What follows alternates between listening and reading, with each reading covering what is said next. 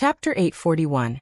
Azure Dragon Mountain. 1. Water and fire attribute spiritual energy, which were slightly wild, rushed over from all directions and fused into the bodies of the 4 mystic dragons.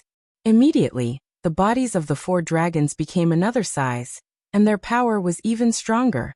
The 2 fire dragons and the water dragons collided, causing a loud bang. In an instant, flames soared into the sky and streams of light overflowed. However, the 4 dragons were on par. After entangling for a long time, no one could do anything to each other. The 4 dragons stopped fighting and glared at each other, releasing some pressure from time to time.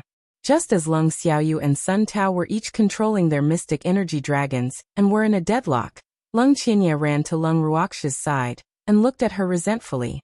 "Little Shuer, how can you abandon me?" "Boo-hoo," Leng Qinya said pitifully. People who didn't know the situation would definitely think that Leng Ruoxia abandoned her in a mess. "When did I abandon you? Don't spout nonsense." Leng Ruoxia's forehead was covered in black lines as she said speechlessly. This fellow really dared to say anything. Fortunately, there were no outsiders here, otherwise, she would be misunderstood to death. "You did.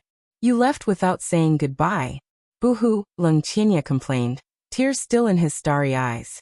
"Grand Elder, we often leave without saying goodbye. Alas, the atmosphere during our farewells is too sad," Leng Ruoxia sighed. Please keep reading on MYB0XN0VL, D0T, C0M. "That's true. However, you can take me with you," Leng Qinya said matter-of-factly. "Take you with me? You are the Grand Elder of the Leng family. Won't the Leng family hunt me down if I abduct you?" Leng Ruoxia was very afraid of trouble, so she naturally wouldn't ask for trouble. "No, indispensable in the Leng family. I don't care about anything," Leng Qinya said resentfully. "I'm the dispensable one." Leng Ruoxia rolled her eyes and helplessly said, "How can you be dispensable? You're very important," Leng Qinya said hurriedly. "Let's not talk about this first. Tell me, why did you and that cheap old ancestor come here?" Leng Ruoxia asked curiously. "To help you, of course," Leng Qinya said with a smile, his handsome face full of pride. "Oh, thank you then." Leng Ruoxia nodded and said politely, with the resourcefulness of the cheap old ancestor, it shouldn't be difficult to know that she was in the Sun family. However, she really didn't expect them to specially come over to help her. This couldn't help making her feel a trace of warmth in her heart. "Little Shuer, there's no need to be so polite with us."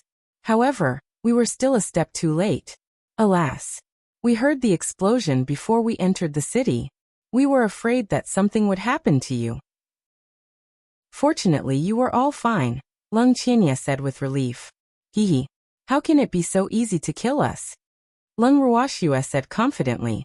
Yes, you're all unkillable cockroaches. Your vitality is tenacious." Leng Qinya said cooperatively. We're not cockroaches," Leng Ruoxia said with 2 drops of cold sweat on her forehead. Hee. Leng Qinya laughed evilly.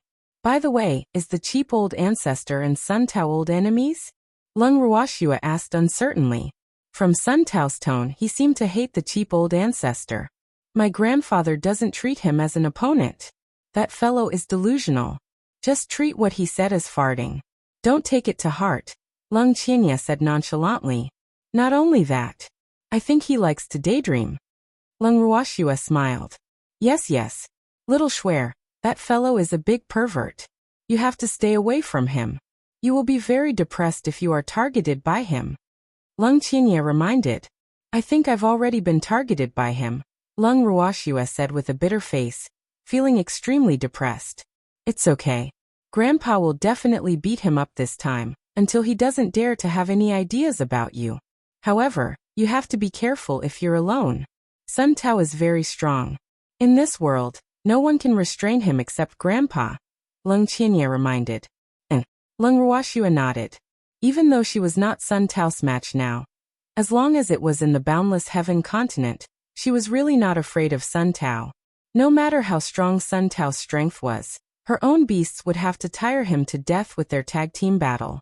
However, being remembered by others every day, after all, it was not a good thing. Therefore, if there was a chance, she still hoped to be able to eliminate Sun Tao. This fellow was a big worry in her heart. Can't you kill him? Leng Wuxia asked after some thought.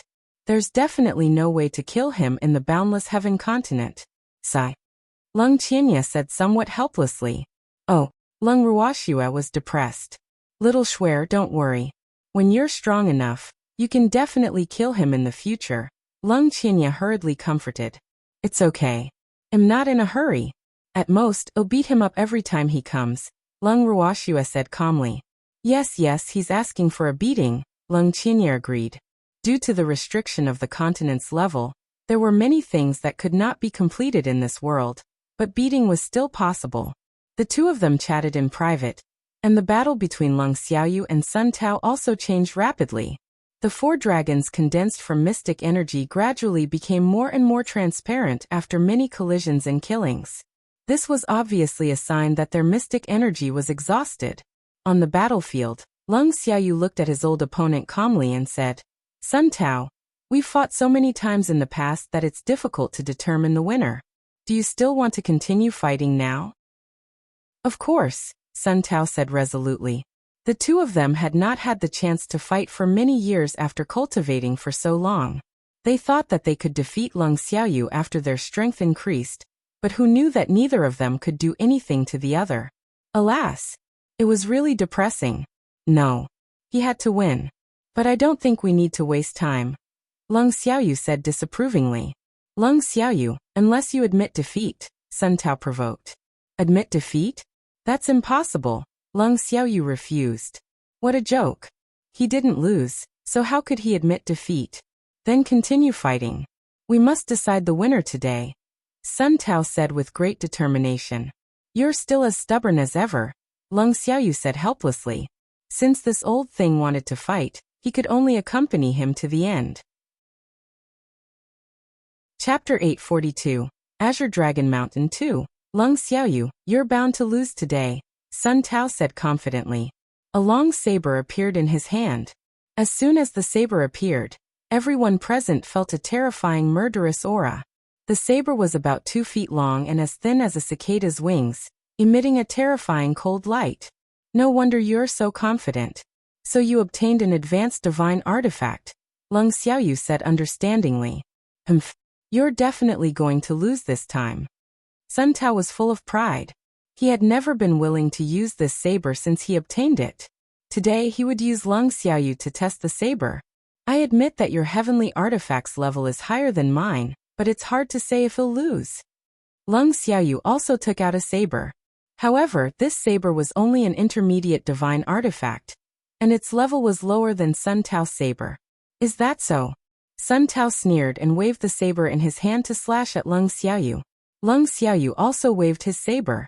Tens of thousands of cold beams met in the air and collided, flashing with a dazzling light. The two saber lights collided, causing intense sparks. However, the outcome was not determined. How is this possible?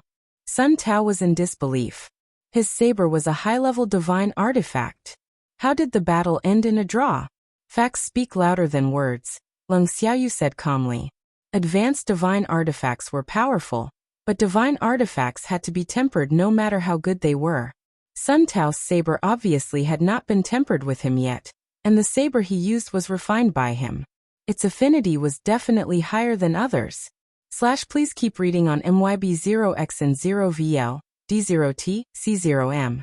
Do you still want to fight? Leng Xiaoyu asked again. Of course. We have to decide the winner today, Sun Tao said fiercely. Alas. You really won't cry until you see the coffin. Leng Xiaoyu shook his head helplessly. Cut the crap. Look at the saber. Sun Tao roared and slashed thrice. The saber beam carried cold air as it pounced at Leng Xiaoyu.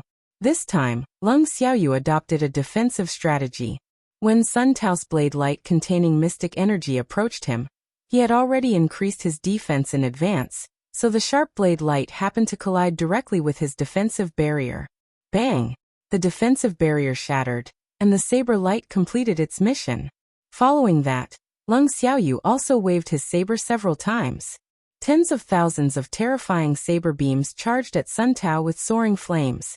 They were so fast that it dazzled everyone and caught them off guard. Sun Tao hurriedly put up a defense when he saw this, but he was still a step too late. He was hit by several saber flashes, and a mouthful of blood directly spurted out from his mouth. Leng Xiaoyu, you can't kill me. Ha! Sun Tao laughed hysterically and disappeared from everyone's sight. Everyone was a little surprised to see Sun Tao suddenly disappear. Where did Sun Tao go? Fonda asked curiously. Well, was the winner decided? He ran away. Leng Xiaoyu said understandingly.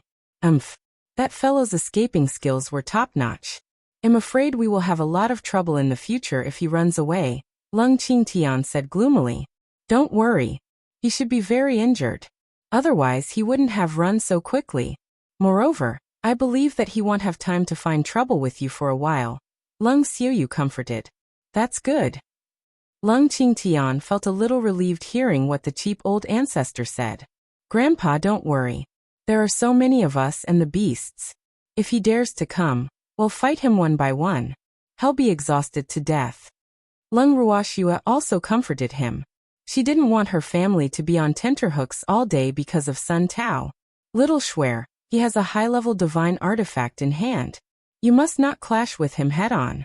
Try to hide if you can the next time you encounter him. Leng Xiaoyu reminded. Advanced divine artifact is very powerful. Fonda was puzzled. His young miss also had a divine artifact? I can't say that it's very powerful, but it's enough to deal with you if it's in Sun Tao's hands. Moreover, it not only makes you mystic supremacies, but your beasts are also level 9 transcendent divine beasts. It's difficult to withstand the might of advanced divine artifacts, especially in this world. Advanced divine artifacts are absolutely considered heaven-defying existences, Leng Xiaoyu explained. Oh, Leng Ruoxua understood. The main reason was that the level of this space was too low, so Sun Tao could abuse them, but they couldn't kill Sun Tao. Alas! This was really depressing. Little Schwer, if you want to kill Sun Tao, you can only level up quickly, Leng Qinya said with a smile. What level is the cheap old ancestor now? Leng Ruoxua was very curious. I'm now an intermediate advanced god, Leng Xiaoyu said with a smile. Little Schwer, actually Sun Tao, Qianyi, and my 2 brothers are no longer from this world. By the way, there's Empty beside you. He's not either, Leng Xiaoyu explained with a faint smile as she looked at the question marks on everyone's faces. Then why did you guys return to the boundless heaven continent? Leng Ruoxua was somewhat puzzled. This is our hometown. We can return as long as we pay enough crystals, Leng Xiaoyu said. However, after we return, we can only suppress our strength at the mystic supremacy level, and can only use mystic power. Otherwise, the heaven-earth law won't allow us to exist, Leng Xiaoyu added. Even so, you don't have any opponents in the boundless heaven continent either, right? Leng Ruoxua guessed. Yes, the mystic power we can use is unimaginable for other mystic supremacies. If we have a divine artifact, we will be even more powerful and unstoppable. More importantly, no one in this world can kill us. Little Schwer, you will understand what I mean when you reach that world, Leng Xiaoyu said honestly. The strength of their bodies now was no longer in the realm of humans. Lass, we really can't kill that Sun Tao now. Feng Zhan had remained silent all along, echoed as well. Because of the restrictions of the spatial realm, and the rules of the world in this world, they were unable to bring forth their full strength. Otherwise, if it was in the past, how could they have tolerated Sun Tao showing off in front of them? He would have been annihilated by them a long time ago. Yes, it's okay. There will always be a chance in the future. Moreover, didn't the cheap old ancestor say so? Sun Tao won't dare to come for a while, so we have to cultivate hard and strive to advance as soon as possible to kill Sun Tao in the higher realm, Leng Ruoxua said confidently. Chapter 843, Azure Dragon Mountain 3. Yes, yes. Everyone nodded hurriedly. Little Schwer, the Sun family is gone now. Can you return to the Leng family with me? My 2 brothers still want to see you. Leng Xiaoyu discussed. I don't know them, I'm not interested in meeting them, Leng Ruoxua said without giving him any face. She didn't have time to socialize with the Leng family now. After several battles, She could already vaguely feel that the heaven-defying art had signs of advancing. In addition to the potential threat of Sun Tao, that big worry in her heart, she wanted to find a place to cultivate for a while.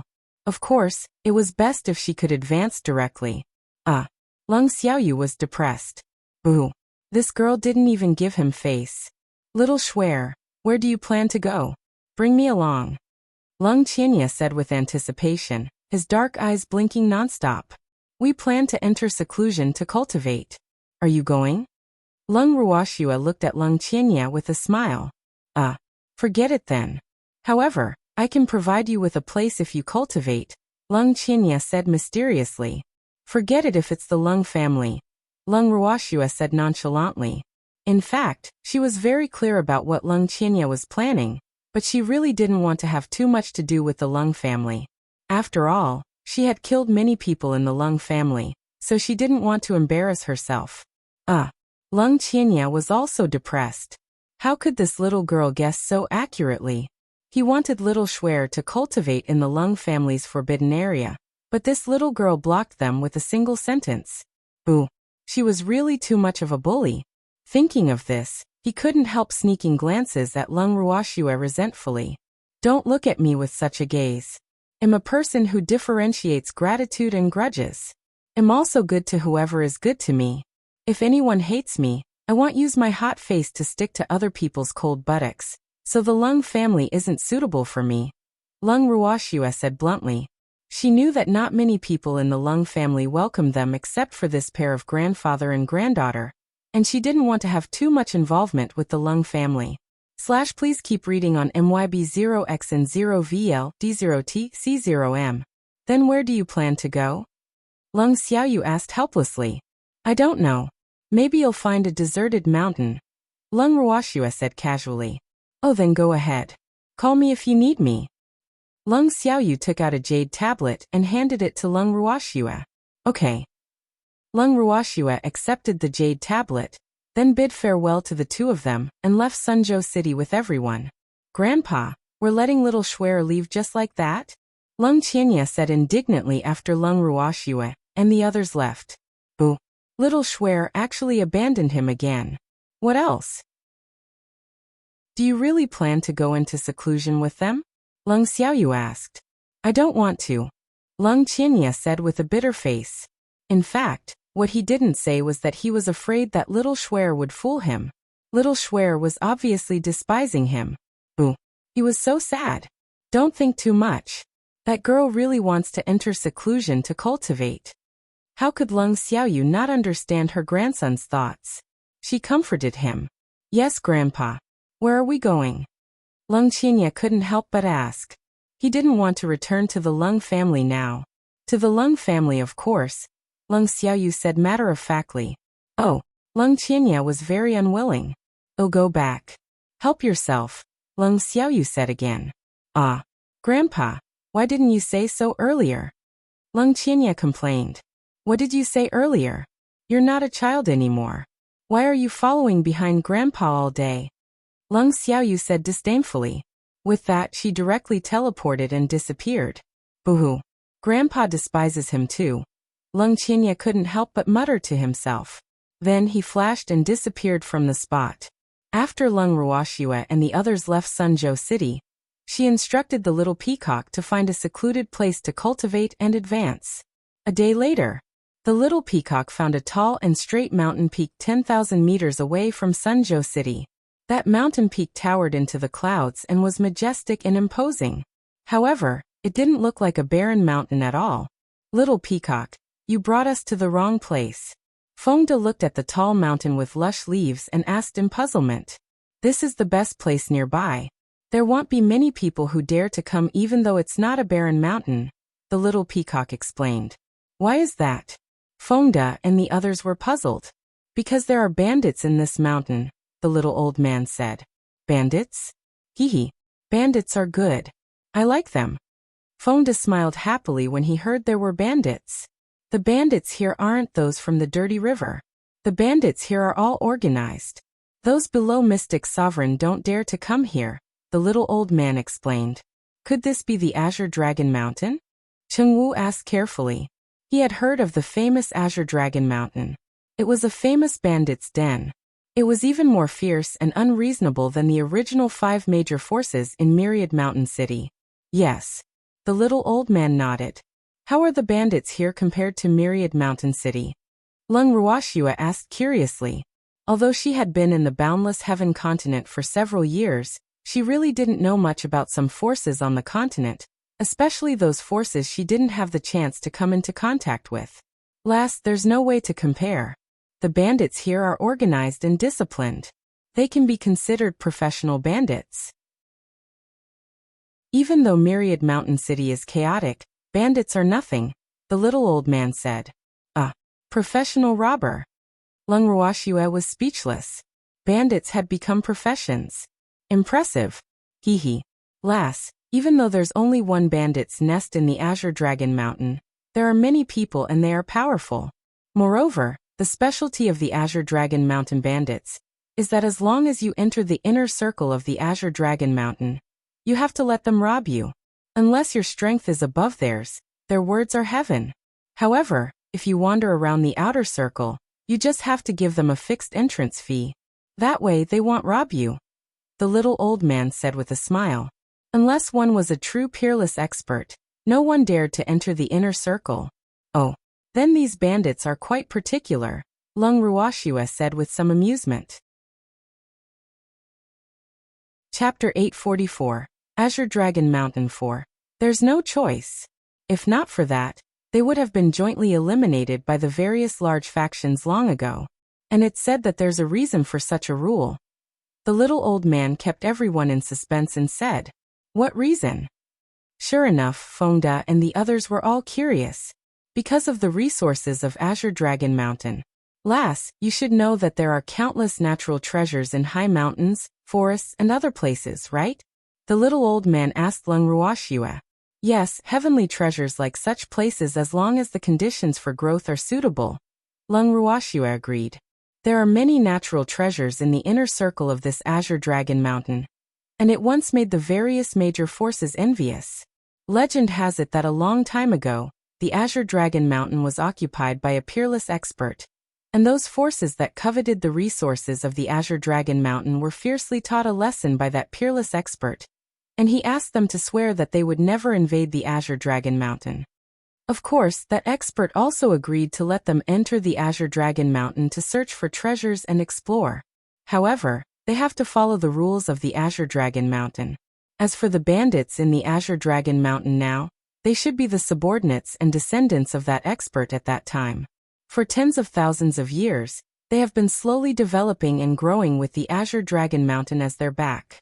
However, they rarely leave the Azure Dragon Mountain. The little old man slowly explained the history of the Azure Dragon Mountain. This legend has been around for a few years.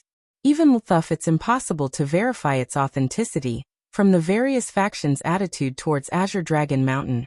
It should be true, the little old man added. Since that expert is so powerful, why did he agree to let them enter Azure Dragon Mountain, after teaching the various major factions a lesson? Lu Tao could not help asking. Lu Tao is inexperienced, so she naturally doesn't understand the twists and turns between the forces. That powerhouse might be very powerful, but if he doesn't have a descendant who's as powerful as him, when he leaves this world, his descendant will similarly be unable to protect the resources of Azure Dragon Mountain. Instead, there will be a disaster. Therefore, after he taught the various major forces a lesson and made them swear an oath, he naturally has to give them some benefits. Otherwise, let those forces bear a grudge in their hearts. In the future, how can his descendants and subordinates walk on the Boundless Heaven continent? They can't always not leave Azure Dragon Mountain, right? If one day, Azure Dragon Mountain's resources are exhausted, won't his descendants and subordinates starve to death? The little old man explained with a chuckle. Please keep reading on MYB0X and 0VL, D0TC0M. However, after so many years, the resources in the Azure Dragon Mountain have long been inferior to before, so the various major forces are not as interested in the Azure Dragon Mountain as before, the little old man said. Oh Grandpa Du, how many entrances are there in this Azure Dragon Mountain? Leng Wuxia asked. One can only enter from there, the little old man said with a smile. Then let's go in. Let's find a place with fewer people in the inner circle to focus on seclusion. Leng Ruoxue said after some thought. Lass, you have to be careful of the bandits on the Azure Dragon Mountain when you enter the inner circle. If you encounter bandits in the inner circle, they will rob you until you only have your underwear left. The little old man reminded. Oh, they still have some humanity. At least they didn't let others be naked, Leng Ruoxue praised. If she was a robber here, she would make the person robbed lose even their underwear. Hearing Leng Ruoxue's words, everyone couldn't help but break out in cold sweat. Little Peacock, land. Let's go in, Leng Ruoxue ordered, ignoring everyone's expressions. Yes, Mississippi. The little peacock obediently descended from the sky. It landed at the entrance of Azure Dragon Mountain. Leng Ruoxue and the others jumped down from the little peacock's back. The two guards sitting at the entrance of Azure Dragon Mountain raised their eyes and looked at them before continuing what they were doing. We are going into the mountain, Leng Ruoxue said bluntly after seeing the two guards' reactions. 10 amethyst coins per person, including beasts. A guard said lightly. What? Beasts also need money? Fonda said in disbelief. These people were indeed bandits. They actually earned the money of beasts. He felt that he had been to many cities, but he had never seen a city that accepted beast fees. We can choose not to hand over the beast, but we can't use it in the mountain either, a guard explained. Oh, this is 2,000 amethyst coins to buy 200 spots. Leng Ruoxue generously took out 2,000 amethyst coins and handed it to the guard at the door. This is the first time I've seen you so generous as to enter the mountain. Seeing that you're so straightforward, I'll make the decision to give you an additional 20 spots. The guard said very generously and handed Leng Ruoxue a card. At the same time, that was the proof of their fee. Thank you. Leng Ruoxue smiled. The entrance fee here was nothing compared to Shadow City. After speaking, Leng Ruoxue led everyone into Azure Dragon Mountain. Chapter 845. Different Treatment by a Bandit. 1. In the Azure Dragon Mountain, the mountain was tall and steep, and the hill was covered in green trees. Even though there were dense giant trees planted everywhere, the temperature in the mountain was still lower than outside. After Leng Ruoxue walked into the Azure Dragon Mountain, the first thing she entered was the periphery.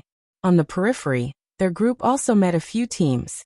Some were friendly, and some treated them as opponents. After all, the resources on the periphery were limited. Miss, why did we come to such a place that requires money if we were going into seclusion? Lu Tao asked in puzzlement. Her heart ached when she thought of the 2,000 amethyst coins. You have to spend money to make money. Even though we spent 2,000 amethyst coins, it's not impossible to earn it back here. So closed-door cultivation is one thing, but also, we can train in this mountain, why not? Leng Ruoxue said with a light smile. Haha. Lass, you're right. As long as we're lucky, we can definitely earn back 2,000 amethyst coins. However, it's impossible for us to do it outside. The little old man smiled in agreement. On their way here, they had encountered some herbs. Even though they were only ordinary herbs, they couldn't be let go. After all, those herbs were still useful, and could be used as supplementary ingredients for other pills. If he wanted to encounter treasures of the heaven and earth level, he had to enter the inner circle besides luck. Miss, are we still going in today? Fonda looked at the sky and asked. Let's not go in. Let's camp outside today. Leng Ruoxue said after looking around. Okay. Fonda answered. Then everyone divided the work very tacitly, setting up tents, starting a fire and cooking. Please keep reading on MYB0X and 0VL, D0T, C0M. Leng Ruoxue and the others had just eaten when another group of people arrived. After the group arrived, they patrolled the surroundings. Then a young man walked in front of Leng Ruoxue and the others. Hello everyone. This place is very big. We want to camp here. May I know if that's possible? The young man was very polite and looked like the leader of this group. The place Leng Ruoxue and the others were at now was very spacious and was definitely the best venue for camping, so it was normal to attract others. Sure. Leng Ruoxia nodded. This wasn't their home. However, since they were willing to ask, it meant that these people were still very particular. She naturally wouldn't hold on to this place and not let go. Thank you, the young man said gratefully. His handsome face was still full of amazement. However, after thanking him, he turned around and returned to his team. Then he arranged for someone to set up a tent, start a fire and cook. Soon, another team walked over from a small road. They obviously liked the terrain here. The leader casually looked at the two teams present and directly ordered his subordinates to set up the tents. Uncle Chi, why is there someone else here? A sharp female voice questioned with dissatisfaction. Miss, the terrain here is the best. Let's make do with it. The middle-aged man called Uncle Chi said helplessly. This eldest miss was so willful that he was about to go crazy. This was not the family, so he could let her do whatever she wanted. Hopefully, she would be sensible and not cause any trouble. Uncle Chi, I'm the eldest daughter of the Chi family. How can you let me make do? Chi Honger was instantly angry when she heard this. She had always been able to call the wind and summon the rain in the family. She could have whatever she wanted. Who dared to let her make do? Miss, this isn't the Chi family, Uncle Chi reminded her. I don't care. Drive them away. There can't be anyone else where I live, Chi Honger said barbarically. Miss, this isn't a place for you to throw a tantrum, Uncle Chi said impatiently. He ignored this unruly eldest daughter and turned to busy himself. Go chase them away. Chi Honger pointed at a subordinate. The subordinate looked at Chi Honger and then looked at the middle-aged man called Uncle Chi. He said with some difficulty, Miss, I came first. There are rules to walk on the continent. We can't do this. How dare you disobey my orders? I don't care. Hurry up and chase them away. Chi Honger roared at the top of her lungs, her beautiful face a little deformed. Chi Tong, come here, Uncle Chi shouted. Miss, Uncle Chi is calling for me. The subordinate named Chi Tong said hurriedly and walked towards Uncle Chi. Damn it, how dare you disobey my orders? I must tell father to punish you. Chi Honger threatened angrily. With that, she angrily came in front of the young man and said arrogantly, I like this place. Please leave. On what basis? Before the young man could say anything, a middle-aged man in his team spoke first with dissatisfaction. Because I'm the eldest daughter of the Chi family and the future mistress of the Leng family, Chi Honger said proudly, her beautiful face full of arrogance. You're the eldest daughter of the Chi family? The young man looked up and asked lightly. Yes, my name is Chi Honger. I'm the most favored daughter of the Chi family's patriarch and the future young madam of the Leng family. Chi Honger's proud tail was about to curl up. Since you're the eldest daughter of the Chi family, didn't the patriarch of the Chi family teach you the rules? The young man asked with a light smile, the disdain in his eyes flashing for a moment. Damn it, do you know who you are talking to? Chi Honger was not stupid. Of course, she could hear the sarcasm in the young man's words. Therefore, she was instantly like a cat whose tail had been stepped on. She was angry. Of course I know. However, I know even more that the strong are respected in this world. Therefore, even if you are the Chi family's patriarch's most favored daughter, the Leng family's young patriarch's future wife, you have to follow the rules of the boundless heaven continent, the young man said calmly. The young man knew very well that the Chi family and the Leng family were in-laws. However, if they thought that he should bow down to them and be humble because of the Leng family, that would be a huge mistake. After all, the master behind him was not to be trifled with, and he naturally could not lose his master's face. This was what the elders of the family had warned repeatedly before he left home. Chapter 846, Different Treatment by a Bandit 2. You will regret it. State your name if you have the guts. Chi Honger roared with a red face and neck. Luo Lin. The young man said softly. You are from the Luo clan? Very good. I won't let your Luo clan off. Chi Honger said fiercely. Are you sure? Don't do anything you regret. Luo Lin reminded coldly. Just you wait, Luo clan. Chi Honger turned around and left angrily after leaving those vicious words. After losing all her face at Luo Lin's place, Qi Hong'er was unwilling to give up and came directly to Leng Ruoxue and the others, wanting to recover some face. Leave this place immediately, Qi Hong'er ordered loudly. Idiot! Lu Tao spat and said disdainfully. The others didn't even look up. You guys. I'm the eldest miss of the Qi family, the future mistress of the Leng family. Qi Hong'er roared angrily. So what? Even if you are the eldest daughter of the Leng family, you have to scram, Lu Tao said impatiently. You. Damn it. Report your name if you have the guts. Qi Hong'er was so angry that she stuttered. You don't deserve to know. Lu Tao ignored her. You. Qi Hong'er pointed at Lu Tao, trembling with anger. You what you? Get lost. Feng Dehai roared. Damn woman, how dare she point at his woman. She was really tired of living. Just you wait. Qi Hong'er was so angry that her face turned green. After similarly throwing out fierce words, she reluctantly returned to her team. The world is really big. There are all sorts of women. These young ladies from aristocratic families are really too annoying. Feng De said with a face full of disdain. Haha. There are too many daughters of such families, so we have to be calm. It will lower our status to argue with them, Leng Ruoxue said with a light smile. In her opinion, this was just a clown who didn't know the immensity of heaven and earth, purely for them to relieve their boredom. Yes. Don't be calculative with her. If you don't like it, just crack it directly, Feng De said with a smile. Hearing Feng Da's words, 2 drops of cold sweat dripped down Leng Ruoxue's forehead. She thought in her heart, her subordinates were really becoming more and more violent.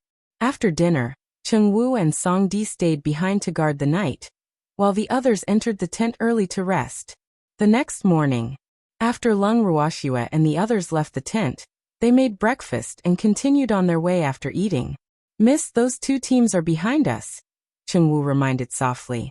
Yes, they should also be going to the inner circle, Leng Ruoxue said understandingly. There were not many roads to the inner circle, but the road they were taking was the most spacious and easiest, so it was normal for the 2 teams to walk. Uncle Qi, how far are we? Miss, we'll be there soon. Let's rest after entering the inner circle. Soon the Qi family's eldest miss and Uncle Qi's voices entered Leng Ruoxue and the others' ears. Obviously, the 2 teams were very close. After walking for nearly half a day, all 3 teams entered the inner circle. Be it beasts or herbs in the inner circle, their levels were higher than those in the outer circle. However, the dense trees made their journey difficult. Feng De waved the saber in his hand and kept slashing at the branches and vines that blocked their path. He led the way while Leng Ruoxue and the others followed closely behind him. Not only that, the other 2 teams actually followed them. Miss, let's camp here, Feng De said after walking to a relatively spacious place. And Leng Ruoxue nodded. Then Feng De and the others began to set up the tent. Wait, we like this place. Go somewhere else. Qi Hong'er's domineering voice sounded in Leng Ruoxue and the others' ears again. Leng Ruoxue and the others looked up at Qi Hong'er with spurious smiles. Did you hear me? Leave this place quickly. We like this place. Qi Hong'er felt her hair stand on end from Leng Ruoxue and the others' gazes and couldn't help but roar. Miss Qi, is it? Do you think this Azure Dragon Mountain belongs to the Qi family too? Didn't your father tell you not to cause trouble outside and to listen to your Uncle Qi? Leng Ruoxue raised her eyebrows slightly, her tone very cold. How dare you talk to me like that? The Leng family and the Qi family won't let you go.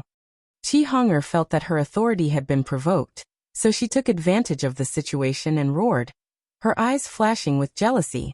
The Leng family and the Qi family? If I tell you that the Qi family is like an ant in my eyes, I won't be afraid of the Leng family either. Would you believe me? Leng Ruoxue said with a light smile. Humph. The Qi family is one of the 3 major families. Who would believe that you're not afraid?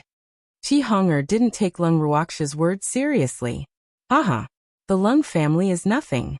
We killed all the elders of the Leng family. Cheng Wu said with a maniacal laugh.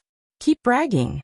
If these words reach the Leng family, you're dead meat, Qi Hong'er suddenly said excitedly. Haha. She really hoped that the Leng family would know. That way, this thorn would be dead meat. At this moment, Leng Ruoxua had already been treated as a thorn in Qi Honger's side because Leng Ruoxia's beauty that could topple kingdoms was really too dazzling, making her very displeased. I'm afraid I'll have to disappoint Miss Qi. I've killed many people from the Leng family, and am still alive and well. As for you, it's probably impossible to marry into the Leng family in this lifetime. Leng Ruoxua said indifferently. What did you say? I'm the Leng family's designated daughter-in-law. Qi Honger jumped 3 times in anger when she heard Leng Ruoxua say that it was impossible for her to marry into the Leng family. Who decided? Are you worthy? Leng Ruoxua mocked. If what Qi Honger said was true, then she could only say that the Leng family's standards were too poor. That's right. In the boundless heaven continent, there are too many women who call themselves the Leng family's future young madam. But I've never seen the Leng family acknowledge anyone either. Fengde echoed, his face still full of disdain. You wait. I won't let you go, Qi Honger threatened. She was really angry. These people actually dared to humiliate her like this. Chapter 847. Different treatment by a bandit 3. Miss, don't be willful. Apologize to this miss quickly, Uncle Qi suddenly said. At the same time, his shrewd eyes sized up Leng Ruoxua and the others, thinking about the truth of what they had said. If what these people said was true, then they had to be careful. However, what if what they said was false? Uncle Qi was deep in thought. However, he decided to get along with Leng Ruoxua and the others first. Unfortunately, he had underestimated Qi Honger's jealousy of Leng Ruoxua. On what basis? As expected, Qi Honger became even angrier when she heard Uncle Qi's words. Why not? Apologize quickly, Uncle Qi said without negotiation. Who do you think you are? You're just a dog of our Qi family. How dare you order me around? Qi Honger roared furiously. Miss, don't forget what the patriarch said. Uncle Qi reminded her while suppressing his anger. He was becoming more and more impatient with Qi Honger. He knew that this eldest miss, who was loved and doted on, didn't care about anyone except her father and the young master of the Leng family. However, he didn't expect Qi Honger to actually say that he was the dog of the Qi family in front of so many people. This couldn't help making his face turn red and white. At this moment, Leng Ruoxua and the others couldn't be bothered to watch the master and servant's antithesis. They directly set up the tent. Miss, should we? Cheng Wu came to Leng Ruoxia's side and made a throat-slitting gesture. There's no need. Leng Ruoxua smiled evilly. These Qi family members should be left to be taught a lesson. After speaking, Leng Ruoxua pulled the freak to a clean place and sat down. Shuer, why did you become so kind today? The freak smiled and Leng Shuer pulled her into her arms. When have I not been kind? Leng Ruoxua pouted and pretended to be unhappy. Yes, Shuer is always kind, the freak coaxed, the smile on his lips deepening. Shuer is planning to use someone else to kill him. How is she kind? Empty said understandingly, and sat down beside the two of them as a light bulb. Empty. We should tacitly understand this kind of thing. There's no need to say it, Leng Ruoxua said with a light smile. Yes, I was wrong. Empty cooperated. Fengde and the others set up the tent and started making lunch. After Luo Lin exchanged greetings with Leng Ruoxua and the others, he arranged for someone to set up a tent. After Uncle Qi mentioned the patriarch, Qi Honger became more well-behaved and stopped fighting with Uncle Qi. Their subordinates also began to busy themselves. Soon Fengde and the others were done with their meal. However, before they could start eating, they heard a lion roar in their ears. Don't move. Robbery. After hearing this, the 3 teams stopped what they were doing at the same time and looked up at the source of the voice. They saw a group of black-clothed people standing not far away from them, staring at them covetously. There were a few hundred black-clothed people not far away, and most of them were mystic sovereigns. Luo Lin and Uncle Qi's teams couldn't help but laugh bitterly when they saw the lineup of bandits. What they were afraid of really came true. They didn't expect to encounter bandits so quickly. Alas, their luck was really too bad.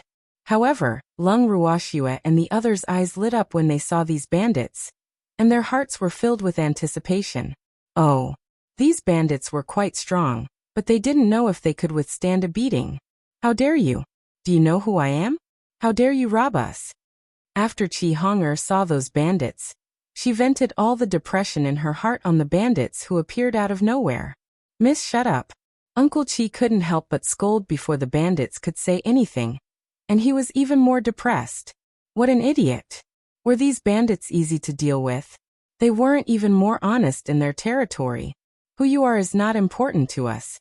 Unless you can defeat us, you can only cooperate. Now hand over your valuables.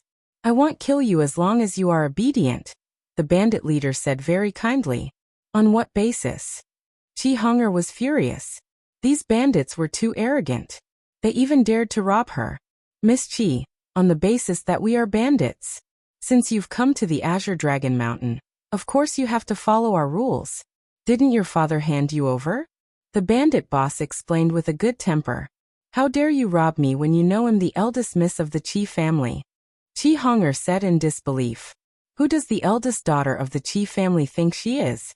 We will beat her up even if the patriarch of the Leng family comes, the bandit leader said nonchalantly.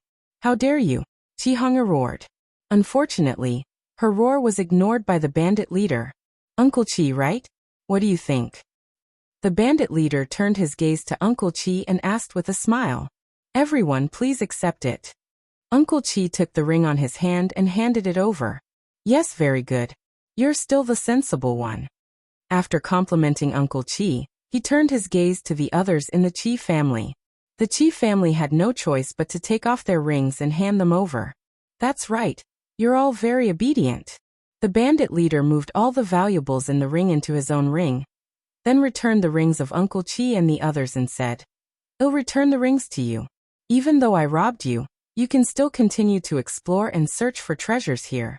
Oh, by the way, I'll remind you that we don't only have one team to rob, so you have to be careful. Our purpose is to not resist and cooperate obediently so that we won't lose our lives, the bandit leader added. After Uncle Chi and the others heard the bandit leader's words, the corners of their mouths couldn't help twitching. Damn. There was actually more than one robbery team. Moreover, from the bandits' words, they might even encounter a robbery. Thinking of this, Uncle Chi and the others were all depressed. Miss Chi, it's your turn now. The bandit leader didn't forget that Miss Chi didn't cooperate well. I don't have anything valuable, Chi Honger roared. Oh, then leave your life behind. The bandit leader said without any pity for the fairer sex. How dare you? Chi Honger was a little afraid, but she didn't believe that these bandits would really dare to kill her. Chapter 848. Different treatment by a bandit for what's there to be afraid of? The bandit boss smiled mockingly and shrugged nonchalantly. Miss, give it to them, Uncle Chi said. He knew that these bandits would really kill people. Chi Honger was just about to object when she saw Uncle Chi's gaze that was as cold as a poisonous snake. She couldn't help taking off the ring in her hand and handing it over with a pained expression. Those who know the truth are the elites. Miss Chi, your life is finally safe, the bandit leader said indifferently. Now you can rob them. Chi Honger pointed at Luo Lin and Leng Ruoxia's teams and said, It would be best if these bandits could kill them, she thought evilly. Who do I want to rob and when do I need you to tell me what to do? The bandit leader said very dissatisfied. I'm just reminding you. Chi Honger quibbled while suppressing her anger. No need. The bandit leader didn't appreciate it. You, Chi Honger glared at the bandit leader, the anger in her heart surging to the top of her head. Miss, this bandit boss is quite interesting. After watching the commotion for a long time, Fonda said with some amusement. His words were heard by everyone present. The head of the bandits looked in the direction of Leng Ruoxia and the others, then came straight to Luo Lin and the others. Before he could speak, Luo Lin hurriedly gave him several storage rings. Brat, you're not bad. You have a future. The bandit boss was very happy with Luo Lin's initiative. He liked people who cooperated with him so much. Hearing the bandit leader's words, Luo Lin couldn't help but smile bitterly. Boo-hoo. How could he not cooperate? Brat, don't worry. Since you're so sensible, I'll inform the other brothers not to rob you anymore. You can train here with ease. The bandit leader said straightforwardly. Thank you. Luo Lin was very happy. Boo. It seemed like there were benefits to knowing the truth. However, Uncle Chi and the others couldn't be happy after hearing the robber's words. Boo. Wasn't this the high vision of the red fruit? Why was it that they might still encounter bandits, but they wouldn't encounter robbing here? This was really too unfair. However, none of them dared to ask this question. After all, a strong dragon could not suppress a local snake, and they were in his territory. However, someone asked. After Chi Honger heard the bandit leader's words, she was so angry that she was about to vomit blood. She directly questioned angrily. Why won't they encounter robbery again? I want you to promise that we won't encounter it again. Are you ordering me? The bandit leader narrowed his eyes and said with slight displeasure. I just want your guarantee, Chi Honger said. Okay, I promise. I promise you will definitely meet bandits again. The bandit boss smiled evilly. He hated being threatened the most, especially by such big-breasted and brainless people. Chi Honger was so angry that she couldn't say anything. Haha. Fengda and the others couldn't help but laugh hysterically. Not only that, even Luo Lin and the others who had just been robbed couldn't help but secretly laugh. Is it very funny? The bandit boss walked in front of Leng Ruoxue and the others and said helplessly. Ooh. What did he say that made these people so happy? Yes, of course it's funny. Fengda nodded with a smile. Now I'm going to rob you. A light flashed in the bandit leader's eyes as he chuckled. We don't have money, Leng Ruoxue said lightly. It's okay. We can use other things to cover it, the bandit leader said with a smile, looking very amiable. Use what? Leng Ruoxue asked curiously. Well, she realized that these bandits seemed to be different from what she knew. Use these as collateral. The bandit leader pointed at the food in front of Leng Ruoxue and the others. The taste of these food was really too fragrant, making him drool. Okay. Leng Ruoxue was very generous. It was just some food, she could afford it. Miss, what should we do if we give them the food? Fengda pretended to be dissatisfied. He still wanted to fight these people. It seemed that they couldn't fight now. Let's eat something else, Leng Ruoxue said. She understood what Fengda meant, but now was not the time to fight. She did not want to expose their strength in front of so many people.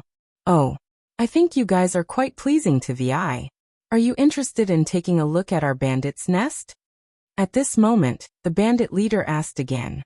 At the same time, he wanted to see if these people had the guts. Okay. Leng Ruoxue looked at the freak and the others before replying. Then follow me. The bandit leader waved his hand, and his subordinates came to collect the food. Then he stood up and signaled Leng Ruoxue and the others to follow with his eyes. Wait.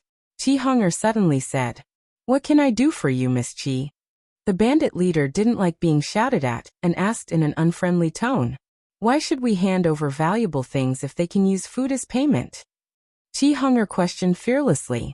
Miss Chi, what right do you have to say so much? However, I can only tell you that I can decide what I want here. Do whatever I want. If you want to walk out of the Azure Dragon Mountain alive, be obedient. Otherwise, the people around you won't be able to protect you, the bandit boss warned. After speaking, he strode out of this place, and Leng Ruoxue and the others followed closely behind. However, before leaving, they all looked at Chi Honger with slight sympathy. The bandits brought Leng Ruoxue and the others through the mountains and rivers with familiarity. After walking for nearly an hour, they finally arrived at the bandits' den. Leng Ruoxue and the others couldn't help showing surprise as they looked at the bandits' nest in front of them. Chapter 849. Cheap Big Brother Advance 1. The bandits' nest was located in the valley, surrounded by mountains and rivers. The environment in the valley was as beautiful and enchanting as a paradise. In the valley, flowers filled the mountain. Little animals ran here and there in groups. When they saw Leng Ruoxue and the others, they surrounded them curiously. Ehe. These little fellows are the descendants of our contract beasts, the bandit leader explained. Your bandit's nest is very beautiful, Leng Ruoxue praised sincerely. Of course. This is a place carefully chosen by our ancestors, the bandit leader said proudly. Second head of the family, you're back. At this moment, a bandit and the head of a bandit group greeted each other. After that, he looked at Leng Ruoxue and the others curiously, and went to do his own things. You are the second head of the family here? Leng Ruoxue was a little surprised. This inconspicuous bandit leader was even the second boss of the Azure Dragon Mountain Bandits' den. It was really unexpected. Yes. It doesn't look like it, the bandit leader said happily. Indeed it doesn't, Leng Ruoxue said honestly. Hehe. That's better. The bandit leader was very proud. I still have a few brothers. I'll bring you to see them, the bandit leader said again. Okay. Leng Ruoxue nodded, then followed the head of the bandits to their main hall. The meeting hall of the bandits' nest was located at the highest point of the valley. From above, they could see everything in the valley. The few bandits sitting in the meeting hall obviously knew about their arrival because they were not surprised when they saw them, and even seemed to be used to it. Not only that, Leng Ruoxue had actually met the person sitting at the head of the table once. Big brother, they are my new friends. The second head of the family smiled. Second brother, you're bringing people home again. A young man sitting on the right side of the main seat said helplessly. Hehe. I think they're more pleasing to the eye. Their food is very fragrant. That's why I brought them back for you to see. The second head of the family scratched his head and said somewhat embarrassedly. Leng Ruoxue and the others couldn't help being a little speechless when they heard the bandit leader's words. So they were looked at favorably because of their good food, so they were invited here. These bandits' thoughts really couldn't be explained normally. Really? The eyes of the bandits sitting there lit up after hearing second head of the family words, and their eyes immediately shot out a brilliant light. Of course it's true.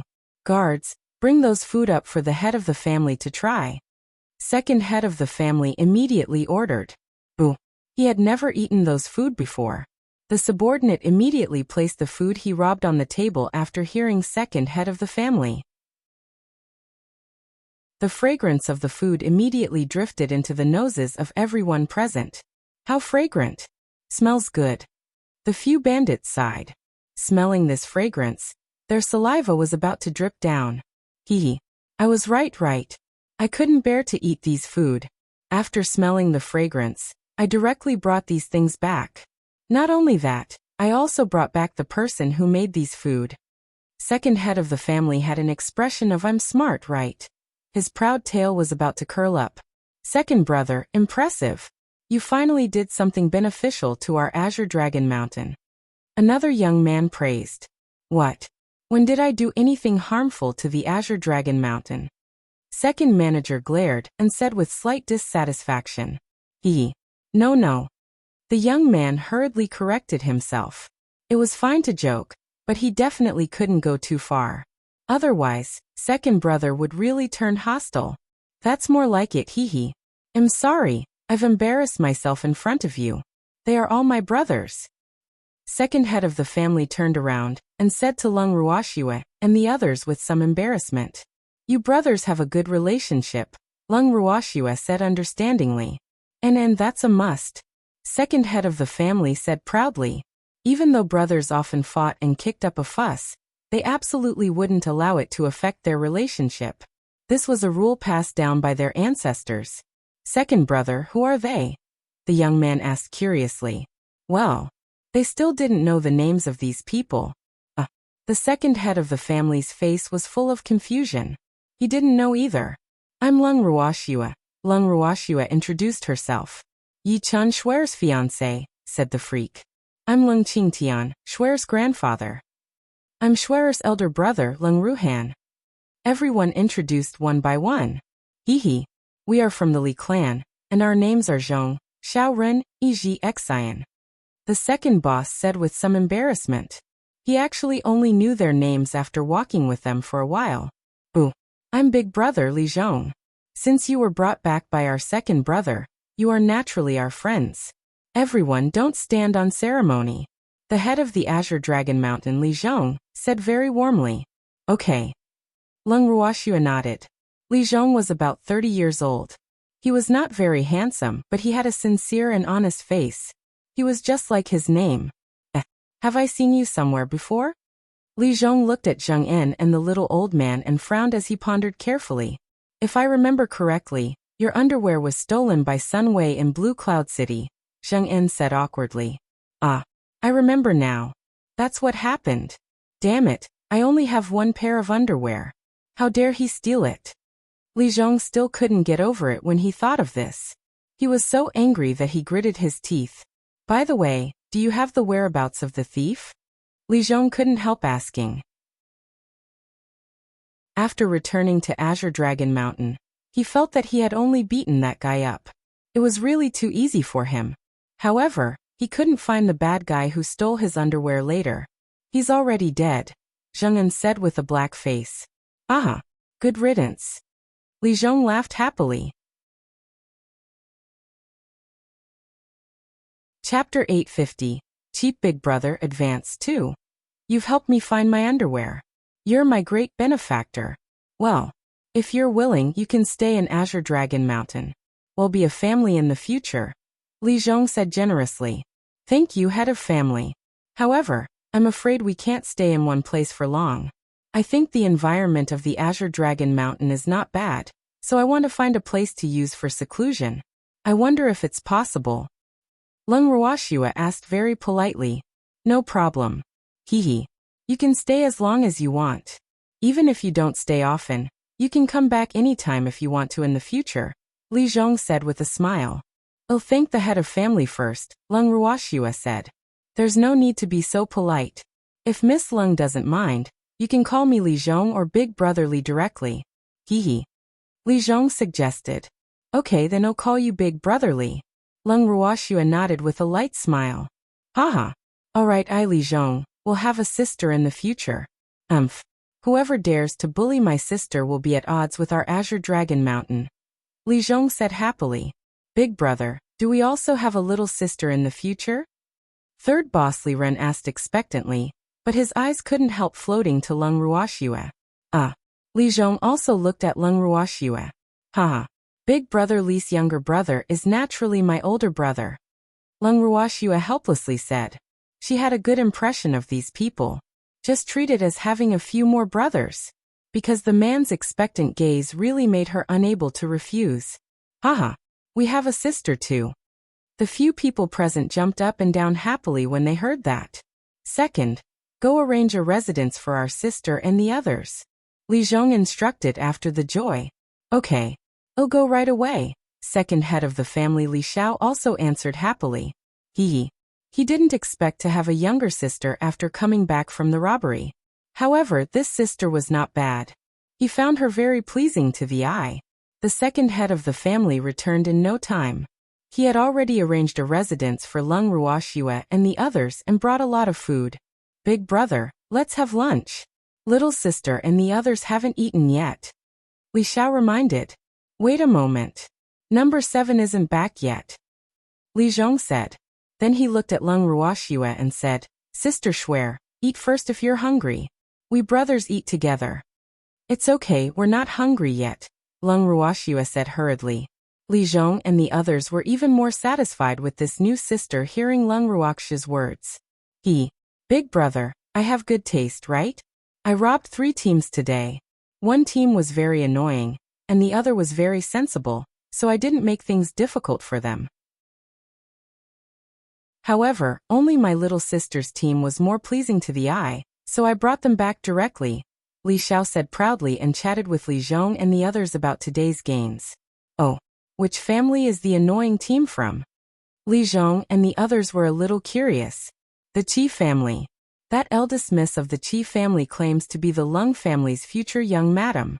However, if the Leng family's young master really marries her, the Leng family will definitely be in chaos, Li Xiao gloated. Second brother, the young master of the Leng family won't marry her, Leng Wuxia said with a light smile. Sister, how do you know? Aren't marriages between aristocratic families normal? Anyway, they have a purpose. It doesn't matter who they marry, right? Li Xiao said curiously. I know the young master of the Leng family. Leng Wuxia said honestly. Oh. Then I heard you and Qi Honger say that you killed many Leng family members. Li Xiao only spoke halfway. After speaking, she stared at Leng Ruoxue intently, wanting to hear the real answer from her mouth. Yes, I killed a few. Leng Ruoxue was very honest. Little sister, then aren't you very dangerous on the boundless heaven continent? Looks like you have to stay in Azure Dragon Mountain for a while to lie low. Li Zhong couldn't help saying worriedly after hearing Leng Ruoxue's words. The feelings between people were very strange. Some people might not be able to become friends even if they interacted for a lifetime. However, some people could become bosom friends after only knowing each other for a day. This was probably the so-called fate. And the fate between Leng Ruoxue and Li Zhong, and the others was precisely this. Big brother, don't worry. The Leng family can't touch me. Leng Ruoxue was very touched. She didn't expect this cheap brother to be so protective of her. Hehe. It's good that you're confident. Li Zhong was relieved. Then everyone chatted about other things. I'm back.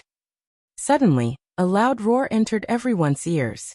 Immediately after, a handsome young man strode into the meeting hall. Stinky brat, so be it. You always shout and shout. Li Zhong pulled a long face and glared, pretending to be displeased. Hehe. Didn't I want to remind you guys? Big brother, who are they? The seventh boss of Azure Dragon Mountain, Li Xian, looked at Leng Ruoxue and the others sitting in the hall, and couldn't help asking curiously. She is Leng Ruoxue, our little sister. The others are her family and subordinates. Li Zhong pointed at Leng Ruoxue and the others and introduced. Oh, little sister is good. Li Xian said with a smile. It was good to have a sister. Then he wouldn't be the youngest, and his brothers wouldn't always focus on him. Hello, seventh brother. Leng Ruoxue said obediently. From the conversation just now, she knew that the youngest of the 7 brothers of the Li family of Azure Dragon Mountain was also 2 years older than her. Yes, okay. If Sister Schwer has anything in the future, feel free to look for me. 7th brother will protect you. Li Xin took on the responsibility. Little 7. You want to protect Sister Schwer with your little strength? Li Ren obviously didn't believe Li Xian. 3rd brother, how can you hurt my feelings? Li Xian said aggrievedly with tears in his eyes. Alright, stinky brat, stop playing tricks. It's time to eat. We're about to starve to death waiting for you. Li Zhong patted Li Xian on the head and said helplessly. Yes, let's eat. Li Xin's eyes couldn't help emitting a wolf-like glow when he heard that. After everyone finished eating, Li Xian lay on the chair with his limbs spread wide open with a satisfied expression. He sighed in his heart about how beautiful life was. Leng Ruoxue and the others followed Li Xiao to the residence that had been arranged for them. Chapter 851. Cheap Big Brother Advance 3. Big Brother, why do I feel that the food today is better than the previous ones? Li Xian asked in puzzlement. Of course. Little sister and the others prepared the dishes today. Li Zhong rolled his eyes at Li Xian. Oh, no wonder, Won't we have a feast in the future? Li Xian said happily. In your dreams.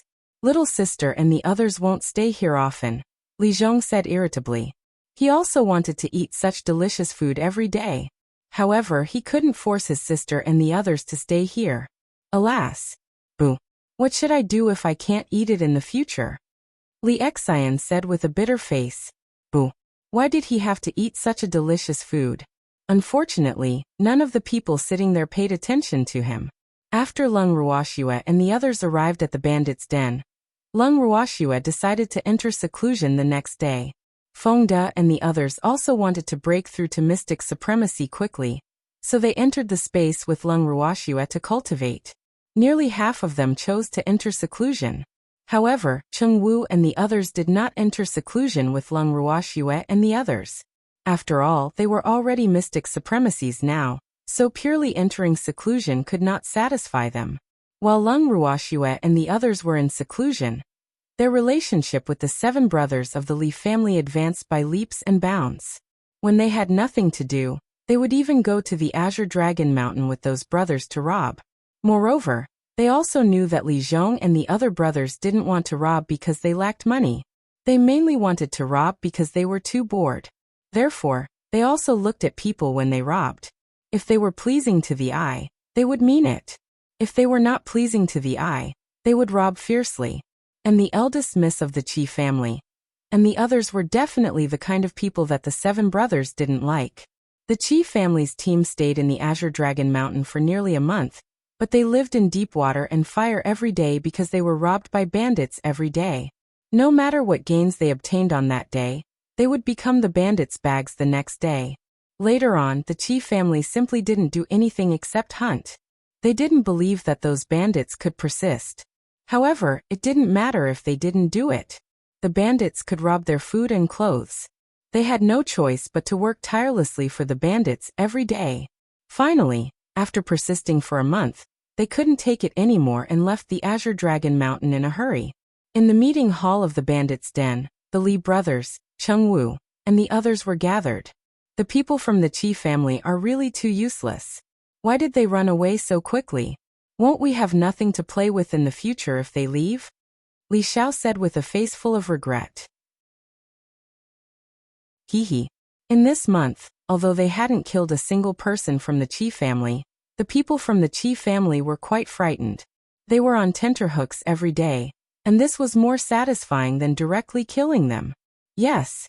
Looks like we have to find a new toy. Li Xian was also full of regret.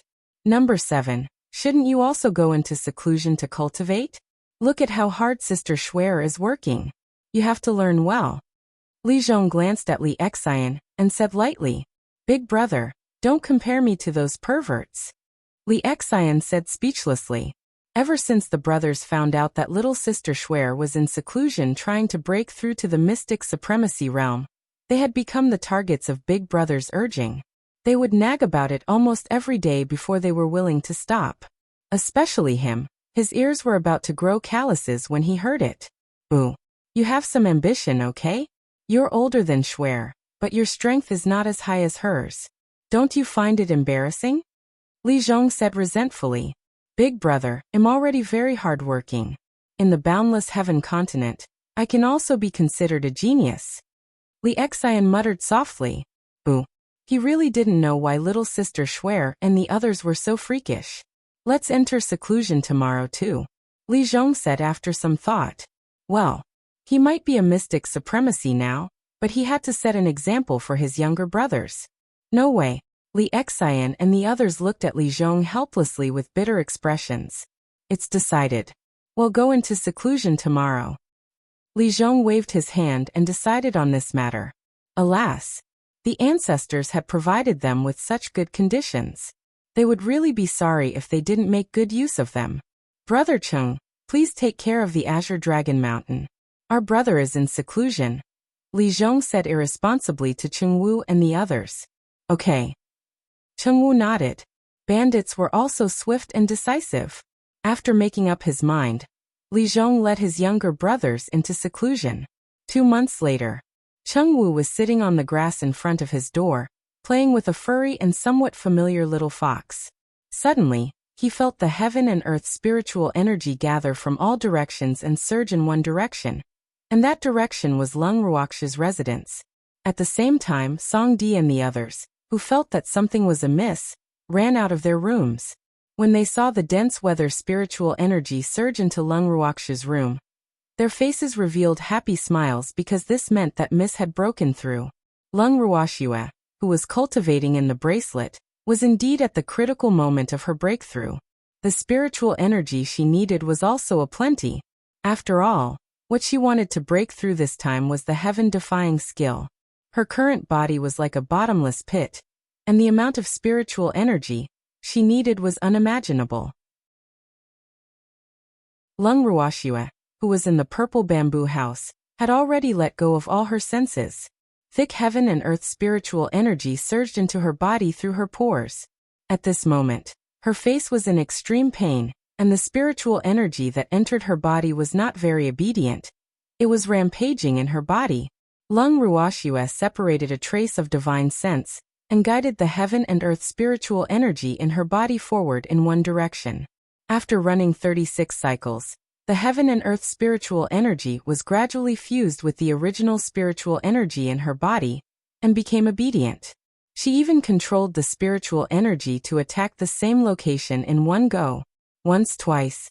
After countless repeated and persistent collisions, there was a loud bang. Leng Ruoxue finally broke through to the 5th level of the heaven-defying skill. As she broke through to the 5th level, her body was modified by the heaven-defying skill again. The negligible impurities were cleansed again, and her vital flame also evolved again. Chapter 852. Cheap Big Brother Advance 4. After breaking through to the 5th level, the spiritual energy accumulated in Leng Ruoxue's body was used up again, so she could only resign herself to fate and work hard to absorb the spiritual energy of the heaven and earth to replenish the insufficient spiritual energy in her body. After absorbing for 3 days, the spiritual qi in Leng Ruoxue's body recovered to about 20%. Even though it was only 20%, she could absolutely do whatever she wanted in the vast heaven continent. Because these 20% of spiritual qi in her body were enough to bring her to the level of a mystic supremacy cultivating for several hundred years. After Leng Ruoxue opened her eyes, she saw the freak smiling at her. "Freak, when did you wake up?" Leng Ruoxue leaned into the freak's embrace and asked curiously. "Before you broke through," the freak explained with a light smile. "Why do you always wake up before me?" Leng Ruoxue pretended to be dissatisfied. "Because you need more spiritual energy than me," the freak coaxed. "That's true, Sai. My body is a bottomless pit. Fortunately, I have the heaven and earth bracelet. Otherwise, I really don't know where to get so much heaven and earth spiritual energy." Leng Ruoxue complained softly. Boo-hoo, the spiritual energy she needed was unimaginable to others. "Do you think fortune is so easy to obtain? Other people need much less spiritual energy than you. They also don't have opportunities like you," the freak said affectionately. Yes, that makes sense." Leng Ruoxue nodded repeatedly. Actually, she wasn't complaining. She just wanted to act coquettishly with the freak. She also wanted to be coaxed after all. "Schwer, let's go out. Cheng Wu and the others are already waiting anxiously outside," the freak said understandingly. Why haven't grandfather and the others come out of seclusion yet?" Leng Ruoxue was a little puzzled. According to grandfather and the others' cultivation levels, they should have come out of seclusion before her. "Don't be anxious. They should be here soon," the freak comforted. "Okay." Leng Ruoxue nodded and pulled the freak out of the purple bamboo house. After exiting the purple bamboo house, Leng Ruoxue directly unlocked the 5th layer of the seal for Qingju. After removing the seal, there were 10 more pieces of land that Qingju liked, and Qingju actually obtained the ability to read minds. Leng Ruoxue was very satisfied with this ability. Even though the baby could read minds, she had to bring the baby out of the bracelet so that the baby could use it on others. If Qingju also had this ability, then what he possessed would naturally belong to her as his master. Therefore, it would be more convenient for her. Oh, this was what her irresponsible master thought. After doing all this, Qingju brought his little black dog sidekick and ran to a corner to discuss how to use the newly appeared land. Leng Ruoxue and the freak left the bracelet. Just as they left the room, they saw Cheng Wu and the others gathered outside the door, anxiously walking around. "Miss, you're out." Cheng Wu and the others immediately surrounded Leng Ruoxue and the freak when they saw them. "Okay." Leng Ruoxue nodded. It had been a few months since they last met. It seemed they were living quite comfortably. "Miss, why are there only the 2 of you?" Song Di couldn't help asking curiously when he saw that there was no one else behind Mississippi. "They haven't come out of seclusion yet," Leng Ruoxue explained. "Oh," Cheng Wu and the others nodded. Then everyone reported their results for nearly 3 months. You're in charge of the Azure Dragon Mountain now?" Leng Ruoxue was a little surprised. Brother Li and the others were too easy to trust. "That's right. Everything on Azure Dragon Mountain is as usual," Cheng Wu said proudly. "Oh. Since Big Brother Li and the others have temporarily handed over Azure Dragon Mountain to you, work hard. Don't let Big Brother Li down," Leng Ruoxue reminded. Yes, Mississippi. When are we leaving Azure Dragon Mountain? Cheng Wu asked curiously. Even though the environment on Azure Dragon Mountain was good, and they got along well with the bandits in the mountain, he preferred to take risks with Mississippi. Let's wait for Big Brother Li and the others to come out of seclusion, Leng Ruoxue said after thinking for a while. She originally wanted everyone to leave after advancing, but Big Brother Li and the others entrusted the Azure Dragon Mountain to Cheng Wu and the others. In this way, they couldn't leave easily. Otherwise, if anything happened to the Azure Dragon Mountain, wouldn't they be letting down the trust of Big Brother Li and the others? Okay. Cheng Wu and the others nodded. A week after Leng Ruoxue and the freak came out of seclusion, Leng Qingtian and the others also came out. Grandpa, you're finally out, Leng Ruoxue said happily when she saw Leng Qingtian and the others. Ah, Schwer, you must be anxious from waiting, Leng Qingtian said happily. It's okay, Leng Ruoxue said with a light smile. She and the freak had not advanced to mystic supremacy after coming out of seclusion, because they were waiting for their grandfather and the others. Grandpa, let's advance first, Leng Ruoxue suggested. In the past few days, she and the freak had circled around the bandit's nest and found a place with no one. It was very suitable for them to advance. Okay. Leng Qingtian nodded. After that, everyone followed Leng Ruoxue and the freak to the place they had found beforehand, preparing to advance collectively. Grandpa, almost no one comes here. It's not bad, right? Leng Ruoxue brought her grandfather and the others to a canyon and asked. Leng Qingtian raised his head and looked at the canyon in front of him. This canyon only had one entrance, and the entrance was very small. It could only accommodate 3 people at a time at most, so it could be considered a good secret place. Yes, not bad. Leng Qingtian nodded in satisfaction. This place was quite suitable for seclusion. Moreover, it was easy to defend but difficult to attack. We can begin to advance now, Leng Ruoxue reminded. They had so many beasts, if they didn't find a place with fewer people, they would scare others. After speaking, Leng Ruoxue directly sat cross-legged on a large limestone and moved the beasts out of her bracelet, preparing to advance. The others also found seats and sat down. At the same time, they summoned their beasts. Before long, the dazzling laws of the world descended into the valley. Leng Ruoxue and the others worked very hard to absorb the blessings of the world after advancing to mystic supremacy, until the laws of the world slowly dissipated. Chapter 853. Cheap Big Brother Advance 5. Immediately after, the beasts advanced wave after wave. Because Leng Ruoxue's heaven-defying skill broke through the 5th level, her beasts obtained the most benefits. Among them, Baizu's level was still the highest. He had reached level 9 Transcendent Divine Beasts. Fengzhan was level 8 Transcendent Divine Beasts, and Charm was level 7 Transcendent Divine Beasts. He was just a step away from advancing to level 8 Transcendent Divine Beasts. Baby and the other beasts directly advanced to level 6 Transcendent Divine Beasts. The Silver Wolves and the other slightly weaker beasts also reached level 5 Transcendent Divine Beasts.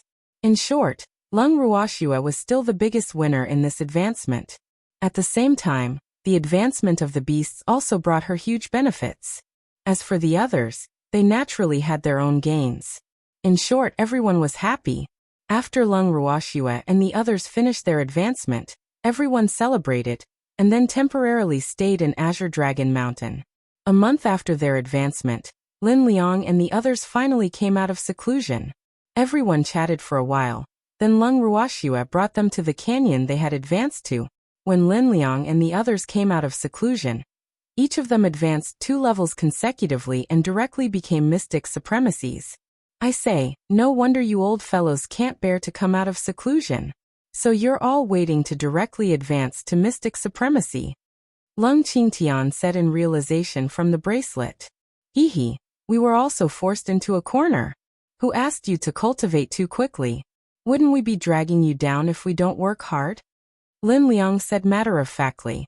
They were already clearly aware of the difference in their cultivations with Leng Qingtian and the others after they came out of seclusion the last time. So, They'd secretly decided that they wouldn't come out unless they advanced to mystic supremacy. After all, everyone was suppressing their anger. Yes, that makes sense. Leng Qingtian nodded in agreement. These old men were all unyielding, so he understood their thoughts very well. If it was him, he would probably do the same. However, he still felt quite aggrieved thinking that he hadn't seen these old friends for so long. Hee. We won't be in seclusion often in the future, so don't be like this. Lin Liang couldn't stand the expression on Leng Qingshan's face. That's right. I've been busy cultivating as a mystic cultivator recently and haven't refined weapons for a long time, so I shouldn't be in seclusion for the time being. The disheveled old man promised. Yes, I'm afraid you must have lost touch. Leng Qingtian gloated. Of course. No. I have to work hard on weapon refinement recently, the disheveled old man said hurriedly. Then, he turned to Leng Ruoxue. Lass, you have to provide me with more materials for weapon refinement. Okay, just ask Qingju for it, Leng Ruoxue reminded. All right, I'll look for him now. After the disheveled old man said that, he ran off to look for Qingju anxiously. Grandpa, you guys chat. I'll go out with the freak, Leng Ruoxue suddenly said. After speaking, she pulled the freak out of the bracelet. Cheng Wu and the others had just returned from their robbery. Recently, Cheng Wu, Fengde, and the others often brought people out to rob and pluck some herbs. They left early and returned late every day. Miss, we gained quite a lot today.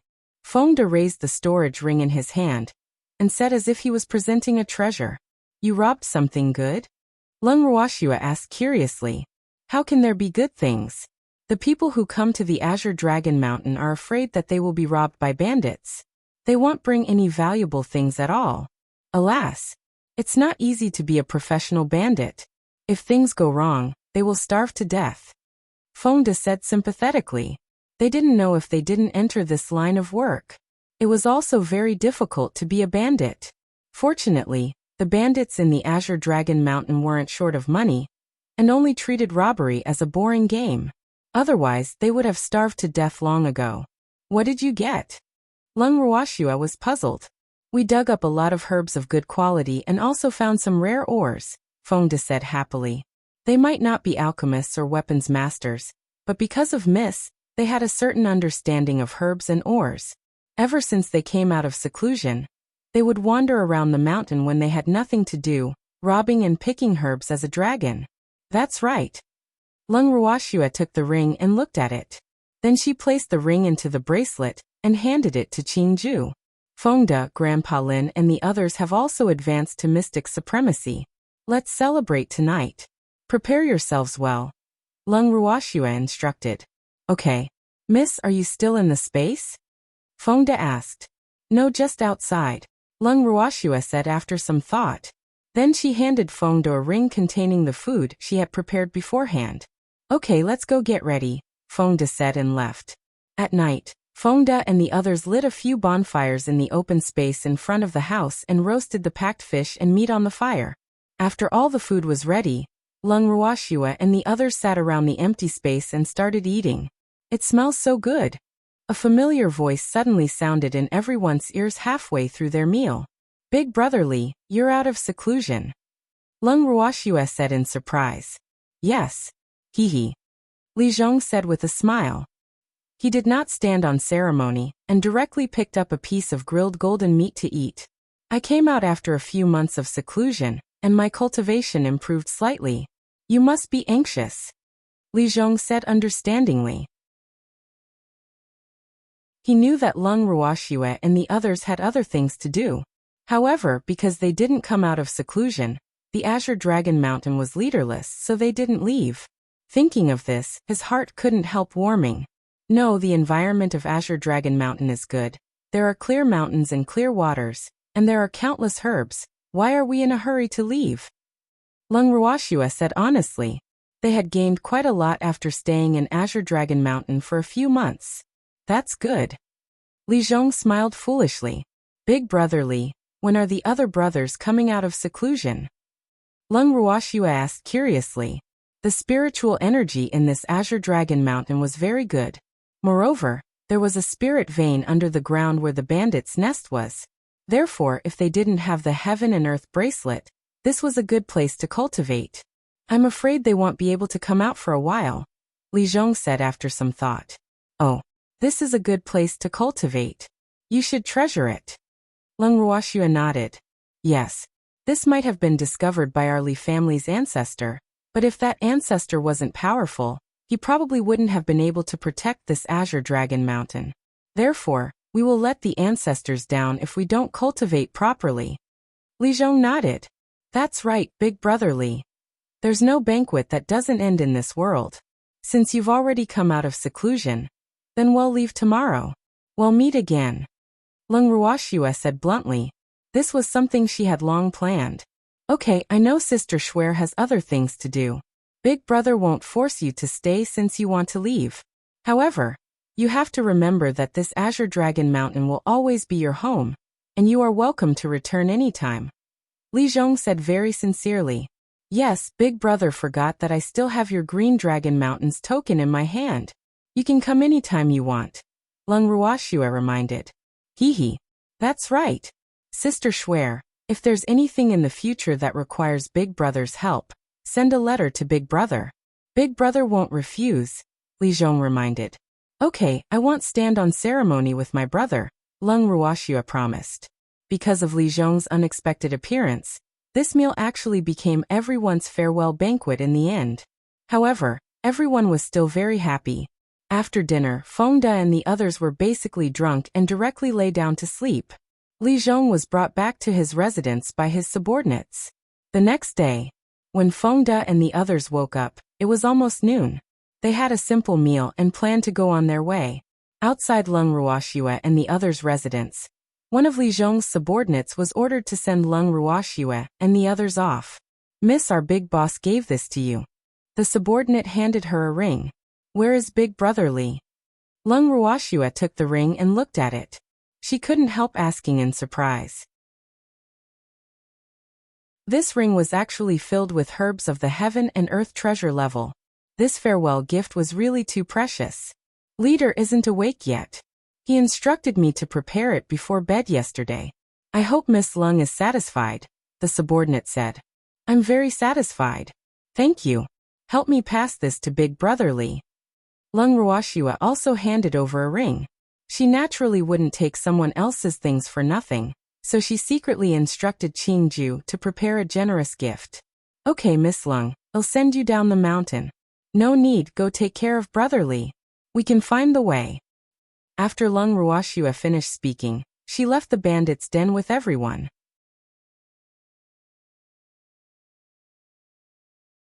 Chapter 854. The Storm Rises Again 1. At this moment, Li Zhong was standing at the highest point of the meeting hall, watching Leng Ruoxue and the others leave. Head of family, Miss Leng didn't let me send her and asked me to come back and take care of you. A moment later, his subordinate returned and reported. Then, he handed the ring Leng Ruoxue gave to Li Zhong. Got it, you can leave. Li Zhong took the ring and glanced at it, his face revealing a helpless expression. Alas! This girl. She still called him big brother. She didn't even want to take advantage of him, and the value of the things she returned was more than what he gave away. He didn't know when he would see this little sister again. After a long while, Li Zhong reluctantly turned around and returned to his room to catch up on his sleep, when he couldn't see Leng Ruoxue and the others. Leng Ruoxue and the others had stayed in the Azure Dragon Mountain for a few months, and were already quite familiar with the terrain here. Therefore, they left the Azure Dragon Mountain very smoothly, and did not meet any teams training along the way. Miss, where are we going? Lu Tao asked curiously after leaving Azure Dragon Mountain. Dark Night Seas, Leng Ruoxue said with a light smile. She could finally go to the Dark Night Seas. Hopefully, that place could give her a surprise. Lass, we can finally go there. I heard that there are many ores there. At that time, we have to collect more, the disheveled old man said rather excitedly. When they just arrived at the vast heaven continent, they wanted to go there. However, Icy said that their strength was too low and couldn't go. Now they could finally go. Yes. Leng Ruoxue nodded. Lass, the Dark Night Seas is famous for its dangers. I've never been there before. I'm borrowing your light this time, the little old man said happily. Even though he was a mystic supremacy, he didn't dare to go to the dark night seas alone. There will be opportunities if there's danger. Moreover, there won't be any danger if we go together. Leng Ruoxue smiled. Yes, yes. Our strength is here.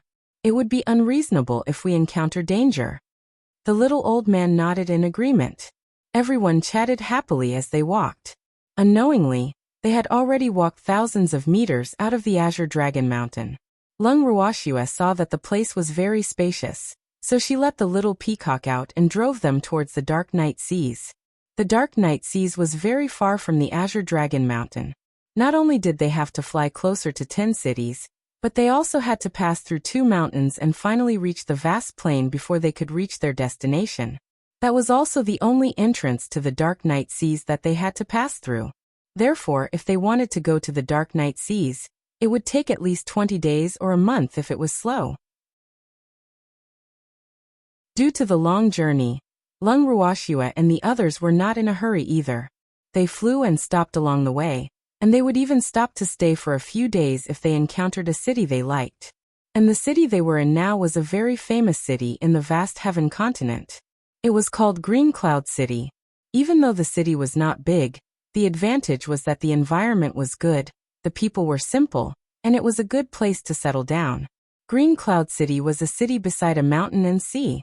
At this moment, Leng Ruoxue and the others were enjoying a rare peace by the sea.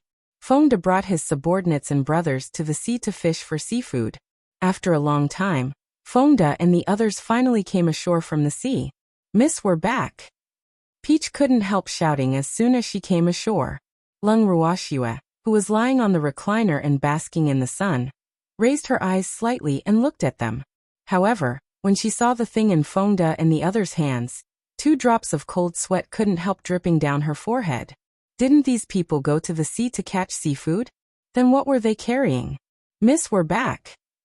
Lu Tao and Cui Zhu ran to Leng Ruoxue's side and repeated. Yes, what did you catch? Leng Ruoxue asked casually. A lot of fish, but we picked up a person, Peach whispered. Can you also pick up people in the sea? Your luck is really good, Leng Ruoxue said speechlessly. Why weren't the people who fell into the sea eaten by the sea beasts? Miss, that person is still breathing. Lu Tao added. Alive? That's really rare, Leng Ruoxue said calmly. This sea area wasn't big, and the seawater was so shallow that one could see the bottom with a glance. However, there were still sea beasts. Even if they were only low-level sea beasts, it would be very easy to eat a person. She didn't expect to actually pick up a living person. Miss, we've seen that person before. He's that Luo Lin we met in the Azure Dragon Mountain, Lu Tao explained. They all knew the relationship between Miss and the Luo family. Otherwise, they might not have meddled in other people's business. It's him. Leng Ruoxue's beautiful face was full of suspicion. She might not agree with this cheap servant of the Luo family, but he was her man after all. He had made a blood oath, so she naturally couldn't leave him in the lurch since she had encountered him. Yes, miss, he's badly hurt, said Peach. Let him take this. Leng Ruoxue thought for a while, and took out a golden pill from her bracelet, and handed it to Lu Tao. It was the best healing pill. The herbs needed to refine it were abnormally precious, and they rarely used it usually. Yes. Lu Tao took the pill and turned to feed it to Luo Lin. The effects of top-notch healing pills were naturally extraordinary. Not long after, Luo Lin slowly woke up. However, when he just woke up he was still a little lost. After seeing Leng Ruoxue, he suddenly thought that the goddess in the sky had saved him. Luo Lin, do you remember us? Leng Ruoxue asked lightly. Luo Lin's brain was in a mess. He couldn't remember anything now. We met at Azure Dragon Mountain, Leng Ruoxue reminded. Ah, I remember now. Thank you for saving me, Luo Lin said gratefully. He didn't know what they had fed him, but he knew that his injuries had all healed when he felt the abundant spiritual energy in his body. Why are you here? Who injured you? Leng Ruoxue asked bluntly. I met a robber, Luo Lin stammered, his eyes flickering. Is that so? Luo Lin, I'll give you one last chance. It's up to you to decide if you want to tell the truth. Leng Ruoxua warned with slight displeasure. Even though Qing Ju could read minds, she didn't want to do this unless it was absolutely necessary.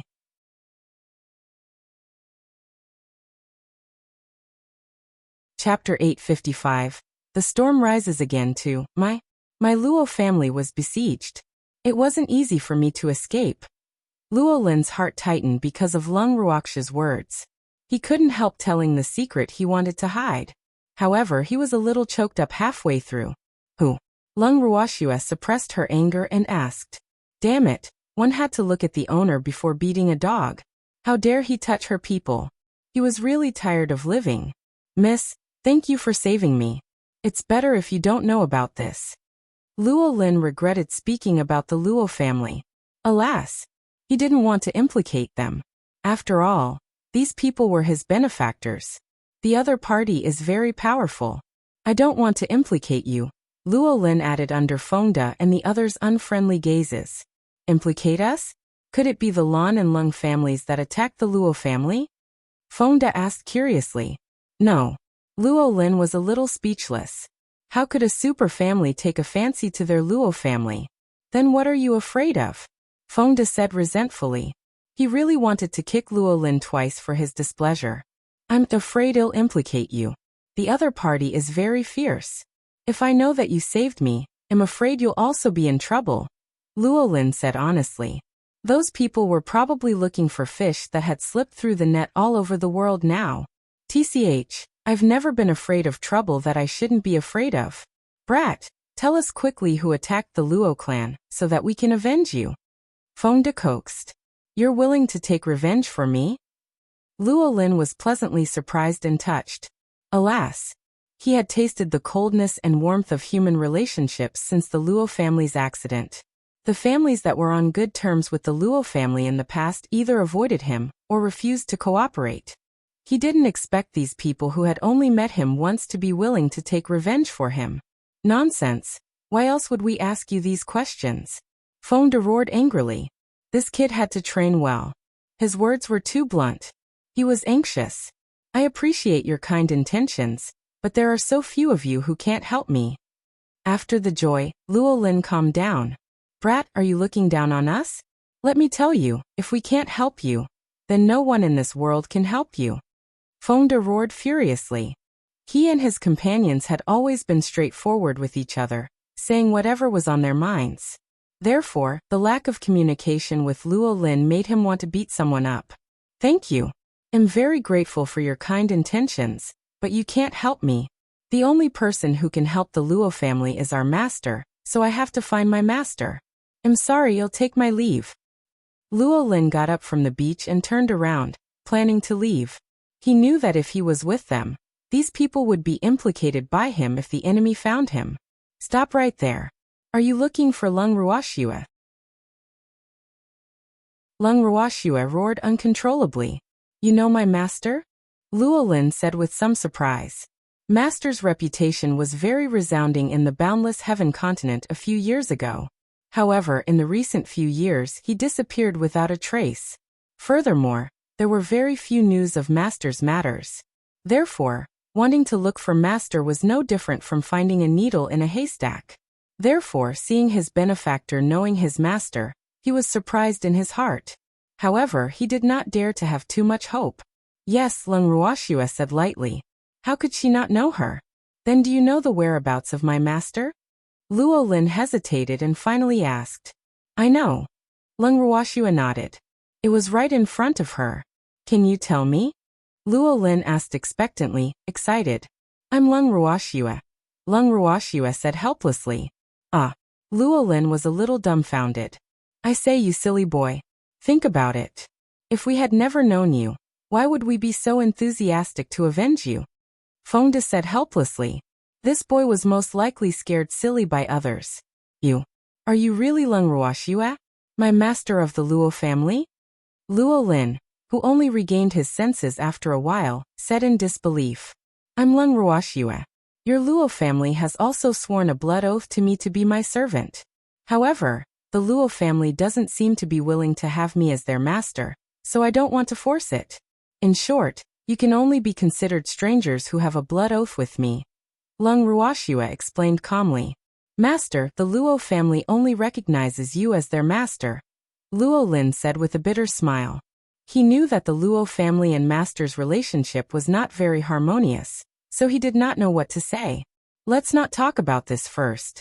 Tell me what's going on with the Luo family and who attacked the Luo family? Leng Ruoxua asked bluntly. After all, the Luo family had sworn a blood oath, so she couldn't stand by and do nothing even if she didn't acknowledge the Luo family enough. The Luo clan has been developing very well in recent years, so it has aroused the jealousy of some families. This time, it was the Luo clan that was jointly attacked by several families. Now Luo City and Martial Immortal City have probably been divided up by them. Luo Lingyu said with hatred, tears flowing faintly in her eyes. Who are they? Leng Ruoxua asked in an unfriendly tone. With the Su family as the leader, there's still the Bai, Qi and Zhao families, Luo Lin said with tears in his eyes. The Su family? Leng Ruoxua sighed. After dealing with the Sun family, she was in a hurry to enter seclusion, and ignored the Su family. Yes, led by the Su family. Master, the Luo family suffered heavy losses this time. There were countless casualties, Luo Lin said with a pained expression. Does the Luo family have any communication signal? Leng Ruoxua asked. Yes. Luo Lin nodded. Then gather all the surviving members of the Luo family, Leng Ruoxua instructed. Yes, Luo Lin replied. If you need anything, ask Fengde to cooperate with you, Leng Ruoxua said after some thought. Yes. Luo Lin was very happy. It felt really good to find an organization, and have someone backing him up. For some reason, after he knew that the beautiful girl in front of him was his master, his heart actually felt a sense of peace that he had never felt before at this moment. The panic from being displaced, and at a loss for what to do seemed to have calmed down at this moment. After making some simple arrangements, Leng Ruoxua brought everyone back to the inn.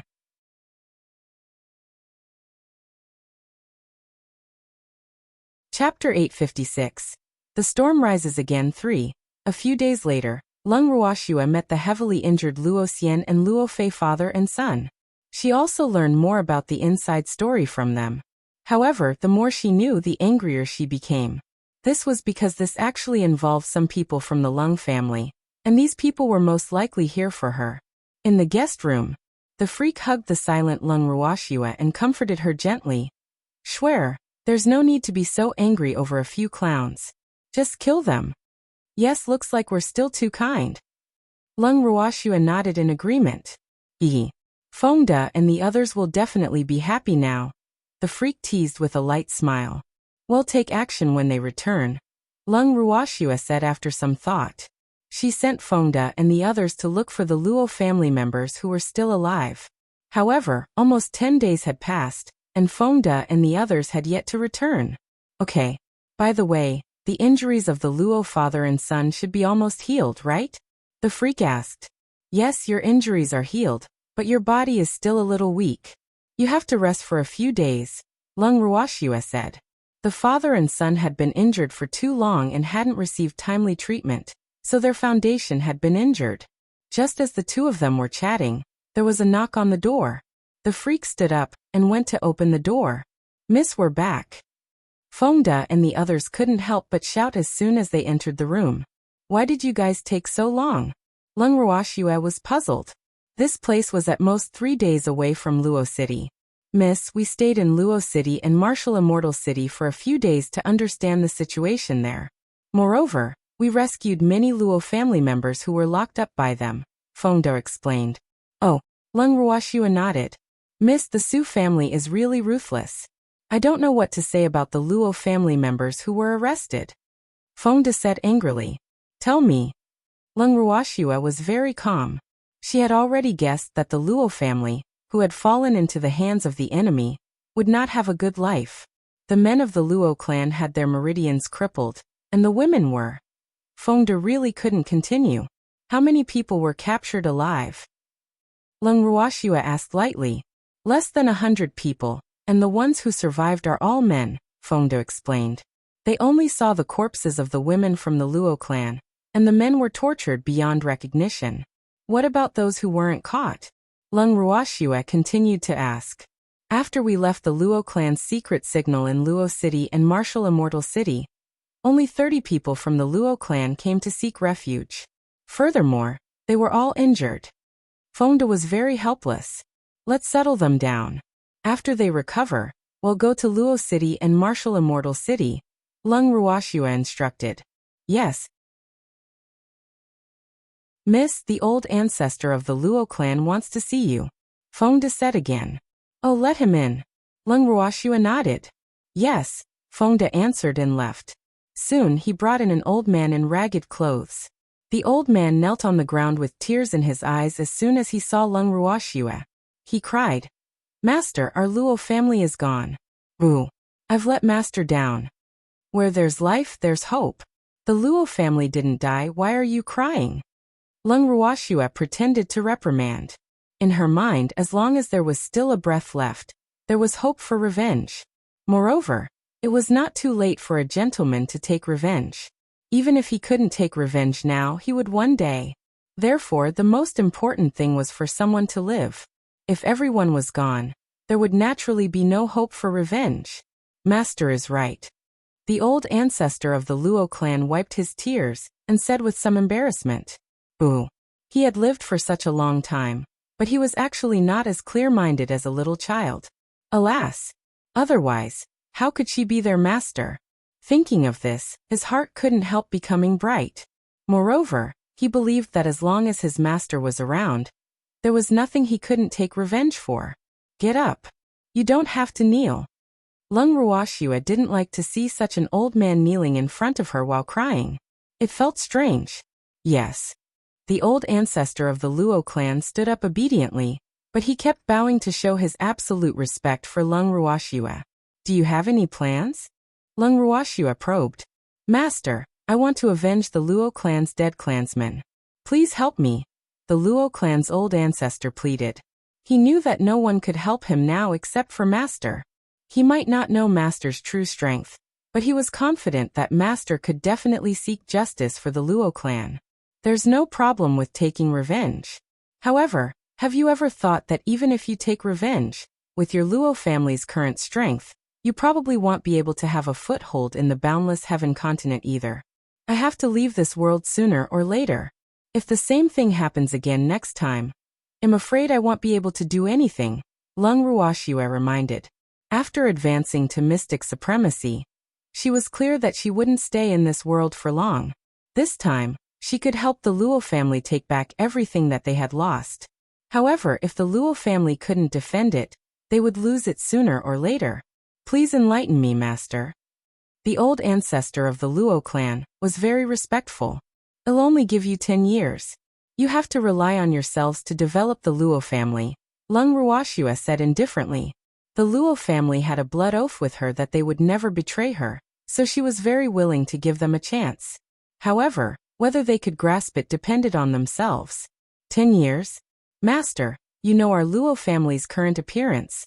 The Luo family's old ancestor was a little hesitant. He could hear what Master meant.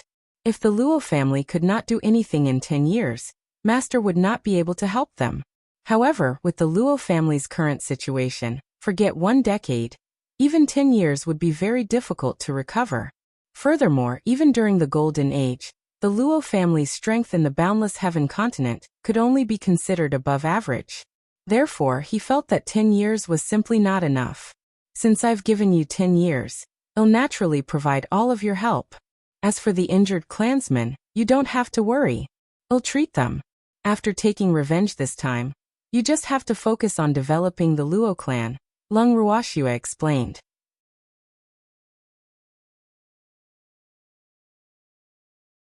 Chapter 857. The storm rises again for? Thank you, Master. Our Luo clan will definitely not disappoint you. The old ancestor felt relieved after hearing Leng Ruoxue's words. Well, fortunately, Master did not give up on them. Otherwise, their Luo clan would really be finished. Give these pills to your clansmen.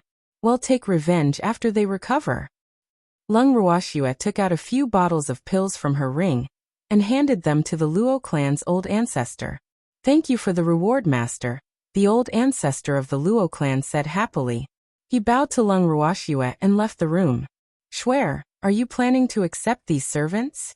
The freak asked with a light smile after the Luo clan's old ancestor left. They're too weak and can't help me much. However, they won't betray me with the blood oath, so I'll help if I can.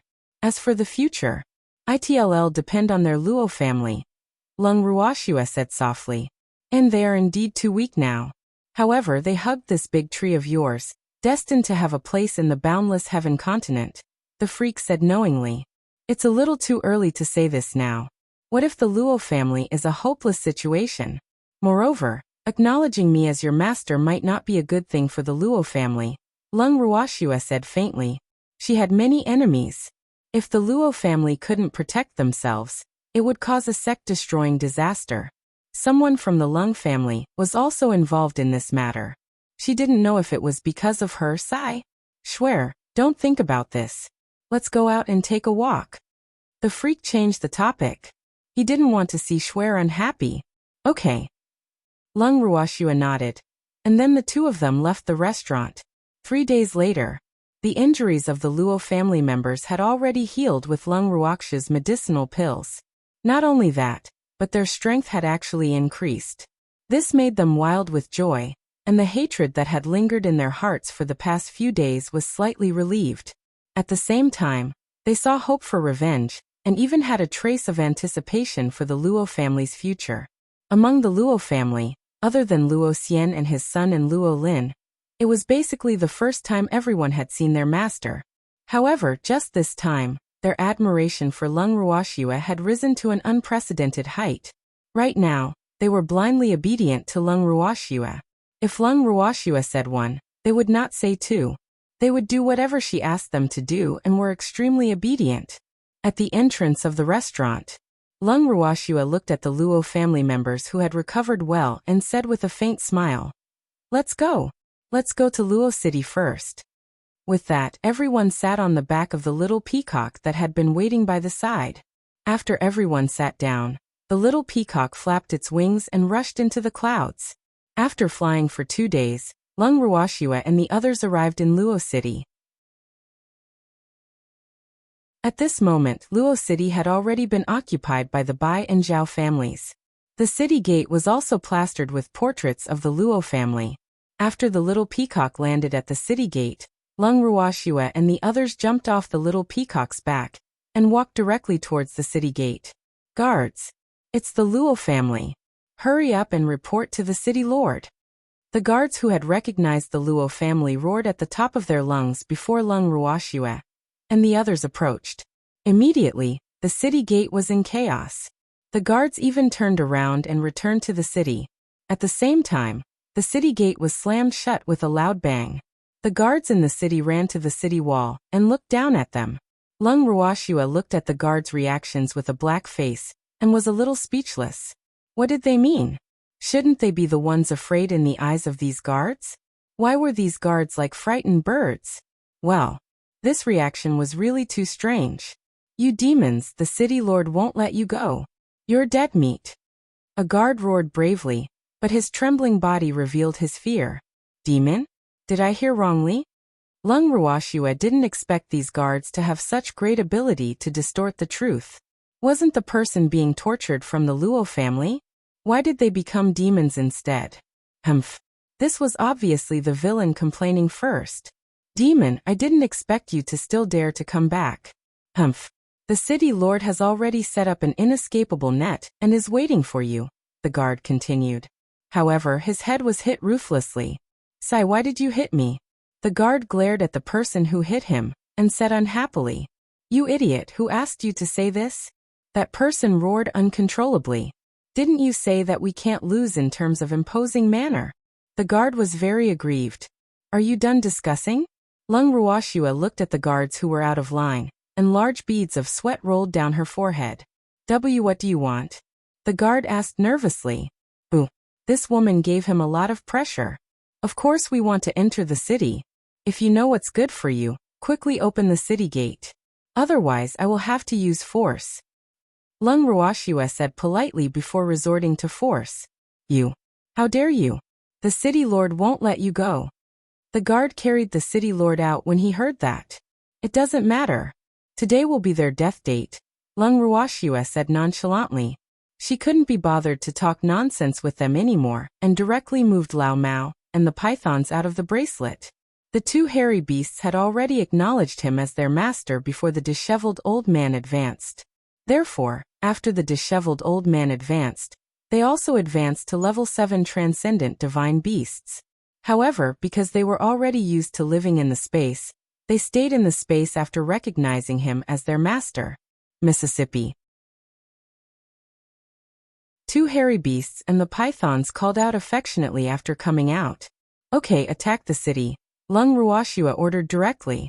With her order, the two hairy beasts and the pythons immediately returned to their original forms and rushed to the city. Two hairy beasts' huge palm hit the city wall with a bang. Immediately, a crack appeared on the city wall. Seeing this, the pythons did not want to be outdone and shook their thick snake tails. Pa! Pa! They smashed onto the city wall, and the city wall shook. At this moment, the two hairy beasts clapped their hands again and again. In the blink of an eye, the sturdy city wall shattered into pieces like paper. According to the two hairy beasts and the other pythons, this was the result of them showing mercy.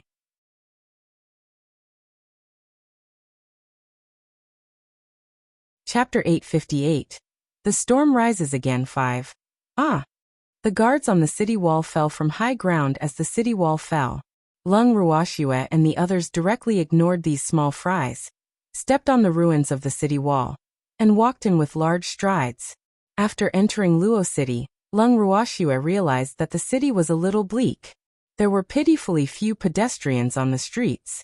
Moreover, when they saw them, they all hid with fear in their eyes. Fengde, did you do something bad? Why do the people in this city look like they saw a ghost when they see us? Leng Ruoxue asked in puzzlement. Miss, we didn't do anything. We only dealt with a few people and conveniently went to the Bai and Zhao family's main residences to cause trouble. Hehe. Anyway, the Bai and Zhao families are quite close to here, so we were just passing by. Fengde scratched his head and said somewhat embarrassedly. Oh. Leng Ruoxue nodded and didn't continue asking. However, she believed that it wouldn't be as simple as Fengde said. Master, the city lord residence of our Luo city is just around the corner in front. The old ancestor of the Luo clan said with 2 drops of cold sweat dripping down his forehead.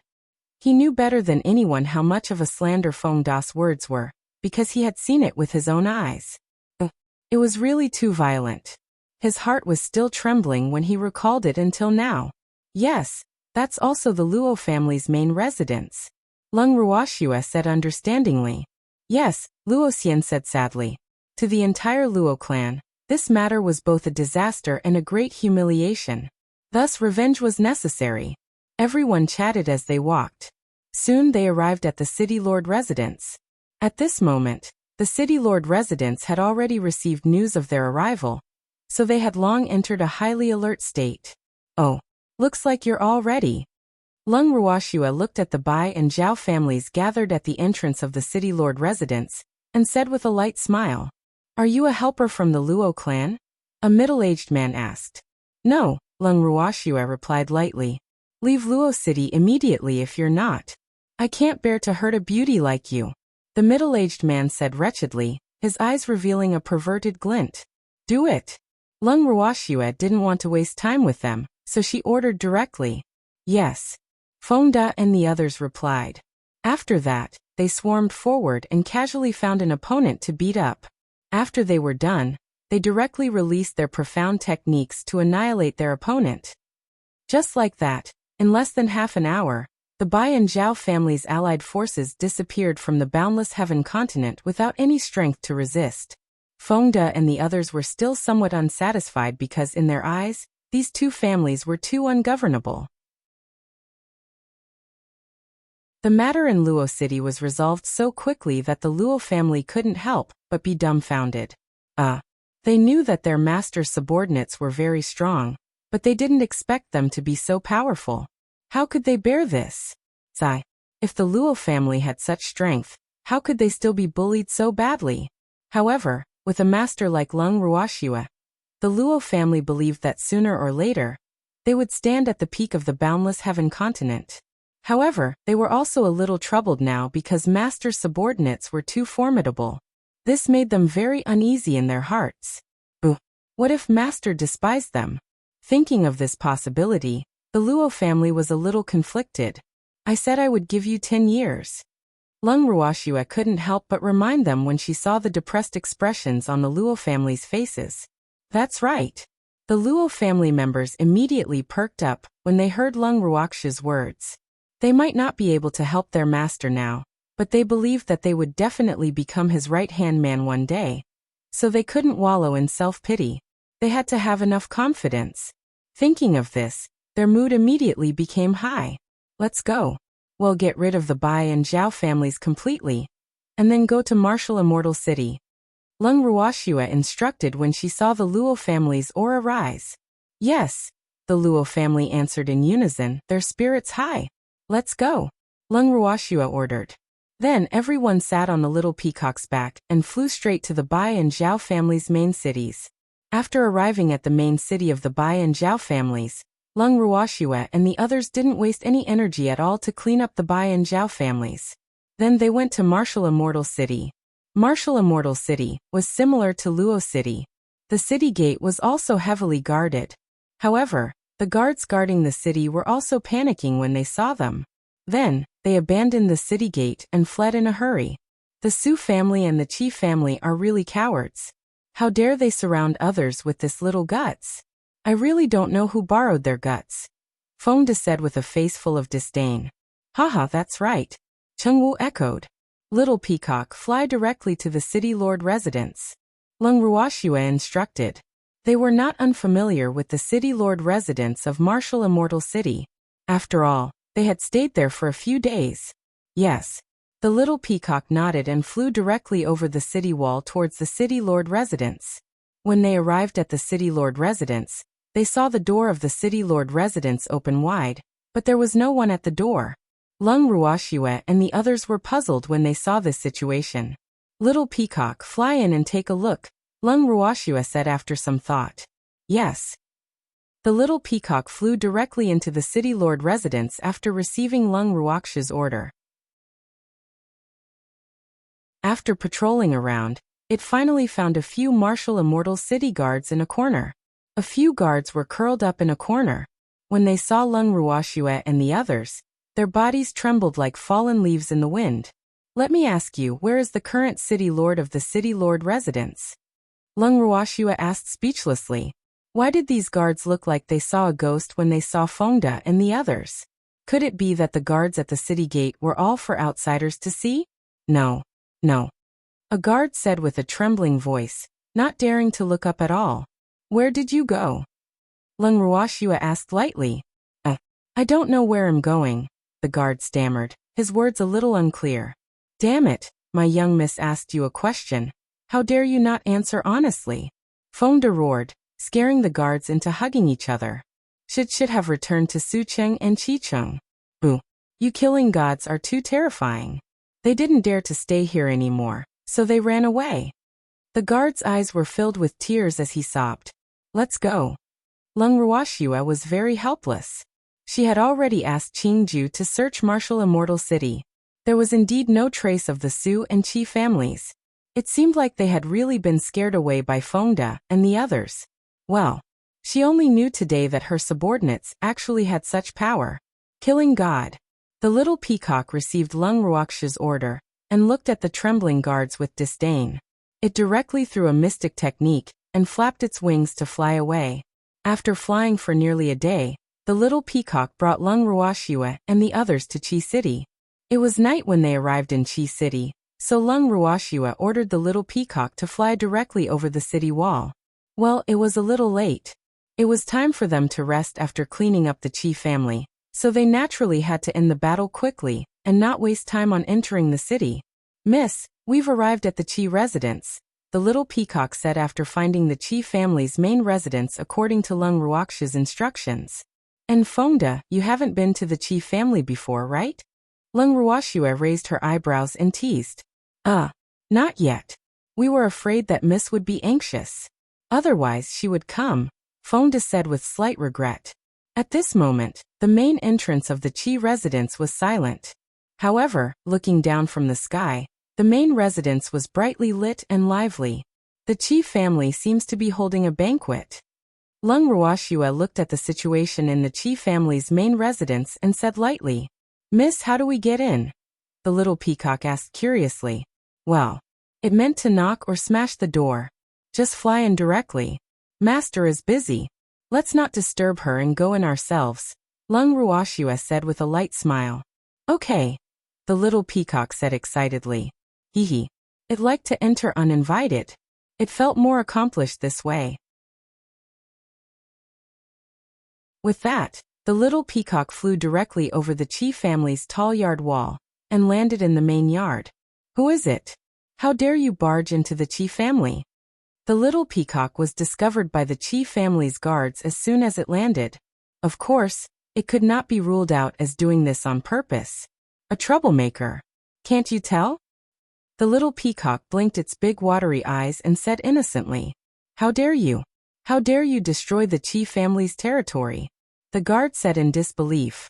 However, when he saw the Luo family's old ancestor sitting on the little peacock's back, his back turned cold, and a bad premonition surged in his heart.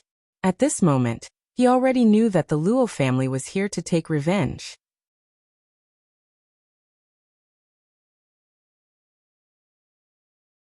Chapter 859.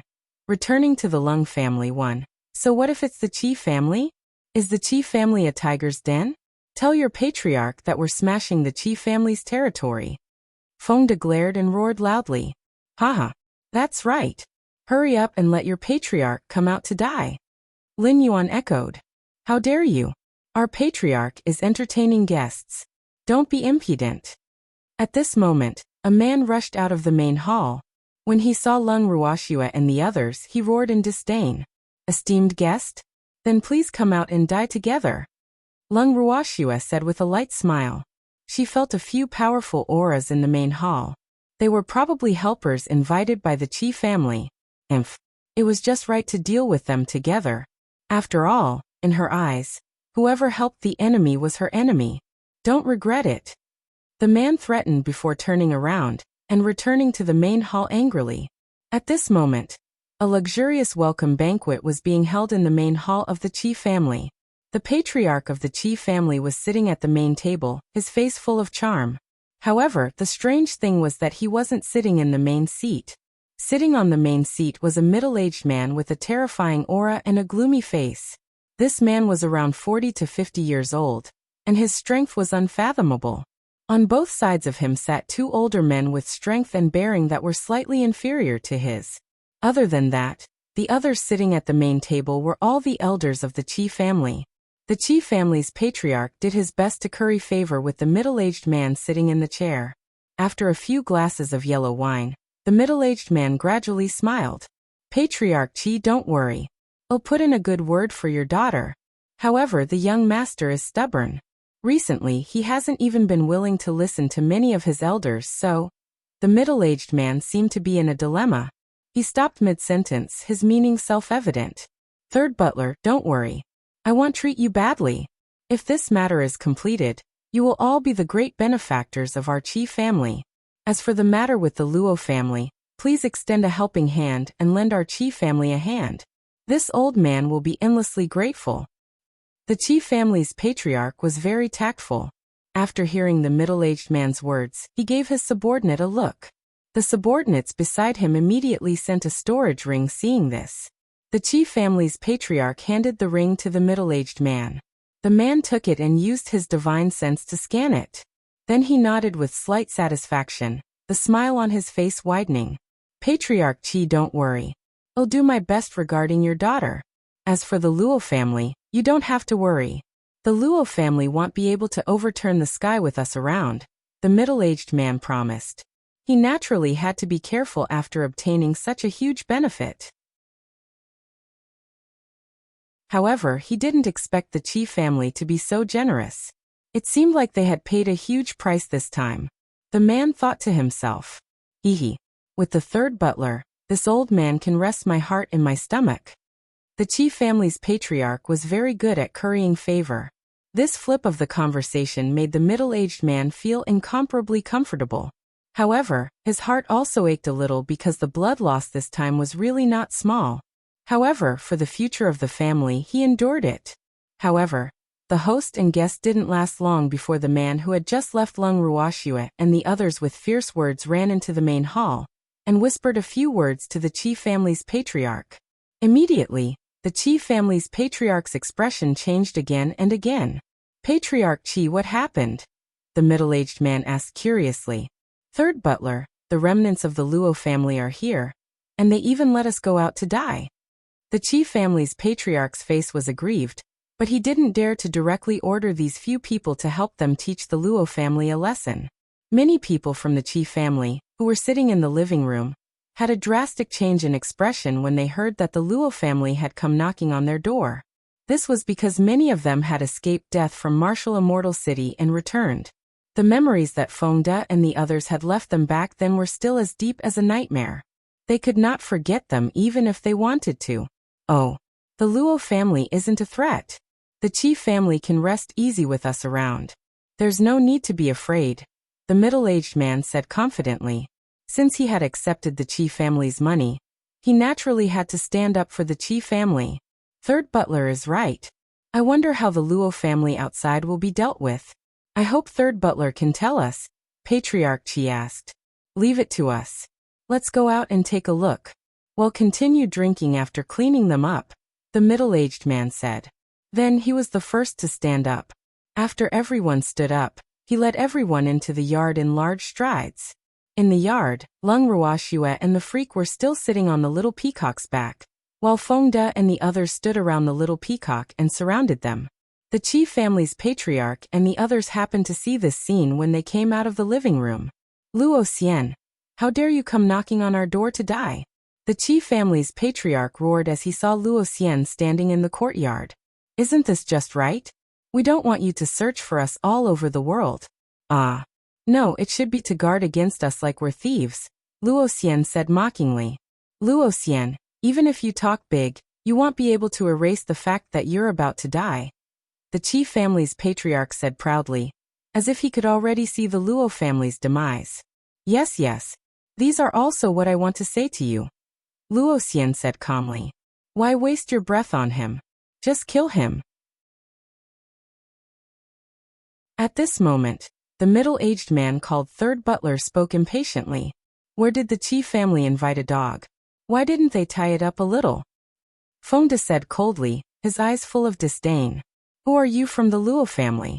State your name if you have the guts." The third butler was instantly angry when he heard himself being called a dog. His face and neck were red as he roared at the top of his lungs. "Third butler, they shouldn't be from the Luo family," the Qi family's patriarch said hurriedly. "Oh, so it's also a dog found by the Luo family." The third butler smiled when he heard this. "Also? Does that mean this third butler admits to being a dog?" Feng De said without anger, not taking the words of the person in front of him to heart. "You, brat, report your name if you have the guts. My subordinates are not nameless." The third butler suppressed his anger and said, "Grandpa is Feng De, remember this name. Otherwise, you won't be able to say it when others ask you how you died when you go to hell," Feng De reminded kindly.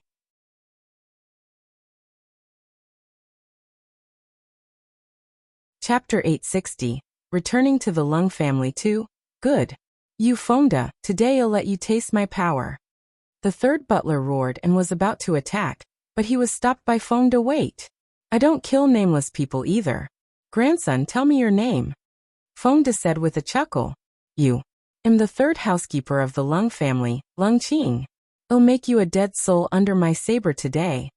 Leng Qing's eyes shot out a bloodthirsty light as he said fiercely, "Haha. Then let's see who dies first. However, I'm a little curious. Does the Leng family know that you're backing the Qi family?" Feng De asked curiously. "Of course I know. Miss Qi is the future young madam of our Leng family. It's only right for our Leng family to stand up for the Qi family. Admit defeat if you know what's good for you. I might spare your life if I'm in a good mood," Leng Qing said as if he was showing mercy. Leng Qing, right. Are you sure this is the Leng family's idea? Isn't it your own fantasy? With Qi Honger's character, why would Leng Wudi fancy her? Don't you think your young master is a fool? Fengde said speechlessly. He had killed many members of the Leng family. Why didn't they notice these 3 butlers at that time? This fellow was also considered a wonder. How dare you? You actually dare to call our young master by his name. Leng Qing's breathing was a little hurried. It was obvious that he was greatly angered by Fengde. Haha. Leng Qing, don't mention your young master's name. Even if your patriarch stood in front of me, I would still call him by his name, Fengde said disapprovingly. Fengde, how dare you disrespect our patriarch and young master? I'll deal with you on behalf of the Leng family today. Leng Qing said with a face full of anger. Are you sure? Leng Qing. Leng Ruoxue suddenly asked with a light smile. Who are you? Come out if you have the guts. Don't hide yourself. Leng Qing heard a woman's voice, but he didn't see anyone. He couldn't help being a little angry. These people really didn't care about the Leng family. It was really ridiculous. Just as he finished speaking, a dazzling red light flew straight at his face. It was so fast that it caught him off guard, and it entered his mouth with a swish. In an instant, blood flowed out of the corner of his mouth. He was just about to open his mouth to speak when half a tongue fell out. Third butler. The Qi family was shocked and a little flustered when they saw this. How could this be? They didn't see when the other party attacked, but the third butler was injured. Leng Qing glared angrily and pointed in the direction of Fengde and the others. He was full of hatred, but he couldn't say a word. Third butler, I forgot to remind you. Be careful not to cause trouble with your mouth. Leng Ruoxue's calm voice drifted into the ears of the Qi family. Instantly, everyone's hearts turned cold. You. Leng Qing asked unclearly, the hatred in his eyes difficult to hide. I'm Leng Ruoxue. Leng Ruoxue said softly. With that, she jumped off the little peacock's back, and Fengde and the others consciously made way for her. Are you really Leng Ruoxue? A person beside Leng Qing asked with slight fear. Everyone in the Leng family knew Leng Ruoxue's great name. However, they happened to not be in the family when Leng Ruoxue was a guest in the Leng family at that time. However, they also heard about this demoness cold blood and ruthlessness afterward. Therefore, they also had lingering fears. It's true. Leng Ruoxue nodded. Leng Ruoxue, you are also from the Leng family. Why are you helping the Luo family? We are your family, the person said in disbelief. After hearing that person's words, the people from the Luo and Qi families couldn't help turning their gazes to Leng Ruoxue. The Luo family didn't expect their master to really be from the Leng family. They had always had guesses, but it was confirmed now. The Qi family didn't expect the Leng family to help the Luo family. They had spent so much money, but were going to be destroyed in the hands of the other members of the Leng family in the end. How could they bear this? Haha, what a joke. Who's your family? When did I admit that I'm from the Leng family? Leng Ruoxue said speechlessly. Did some people in the Leng family inherit their self-righteousness? You unfilial descendant, how dare you disown your main family? The person immediately roared angrily when he heard that. He originally wanted to use the Leng family's name to make Leng Ruoxue retreat. But who knew that she didn't care at all, which couldn't help making him feel ashamed. Don't use that big hat on me. I don't care about the Leng family at all and won't acknowledge it. Leng Ruoxue said with a spurious smile. You. The Leng family led by Leng Qing glared at Leng Ruoxue angrily. So angry that they couldn't say anything. However, after hearing Leng Ruoxue's fierce name, they didn't dare to act rashly. After all, she even dared to kill the elders of the Leng family, let alone small characters like them. This demoness absolutely couldn't be provoked. Fengde attack. Leng Ruoxue ordered. Okay. Brothers, be quick.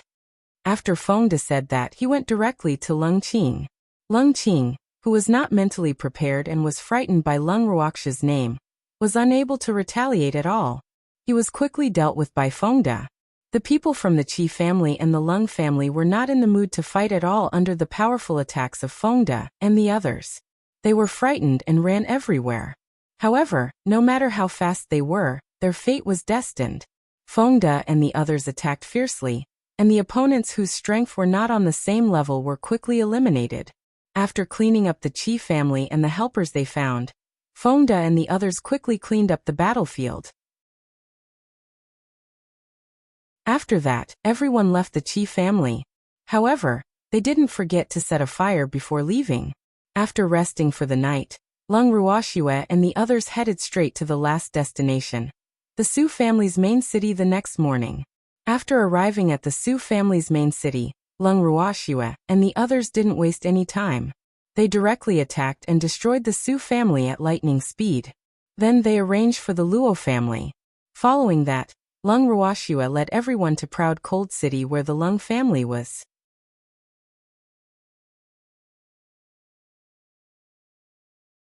Chapter 861. Returning to the Leng family 3. Schwer, what are you thinking about?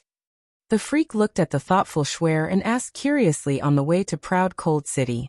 Freak, we didn't see Su Qian in the Su family, right? Leng Ruoxue asked calmly. Yes, that guy probably ran away long ago, the freak said disapprovingly. Su Qian could not cause much trouble, so he was not worried. I keep feeling that guy is a scourge, Leng Ruoxue said honestly. Schwer, don't think about it. Didn't you always say that we should deal with whatever comes our way?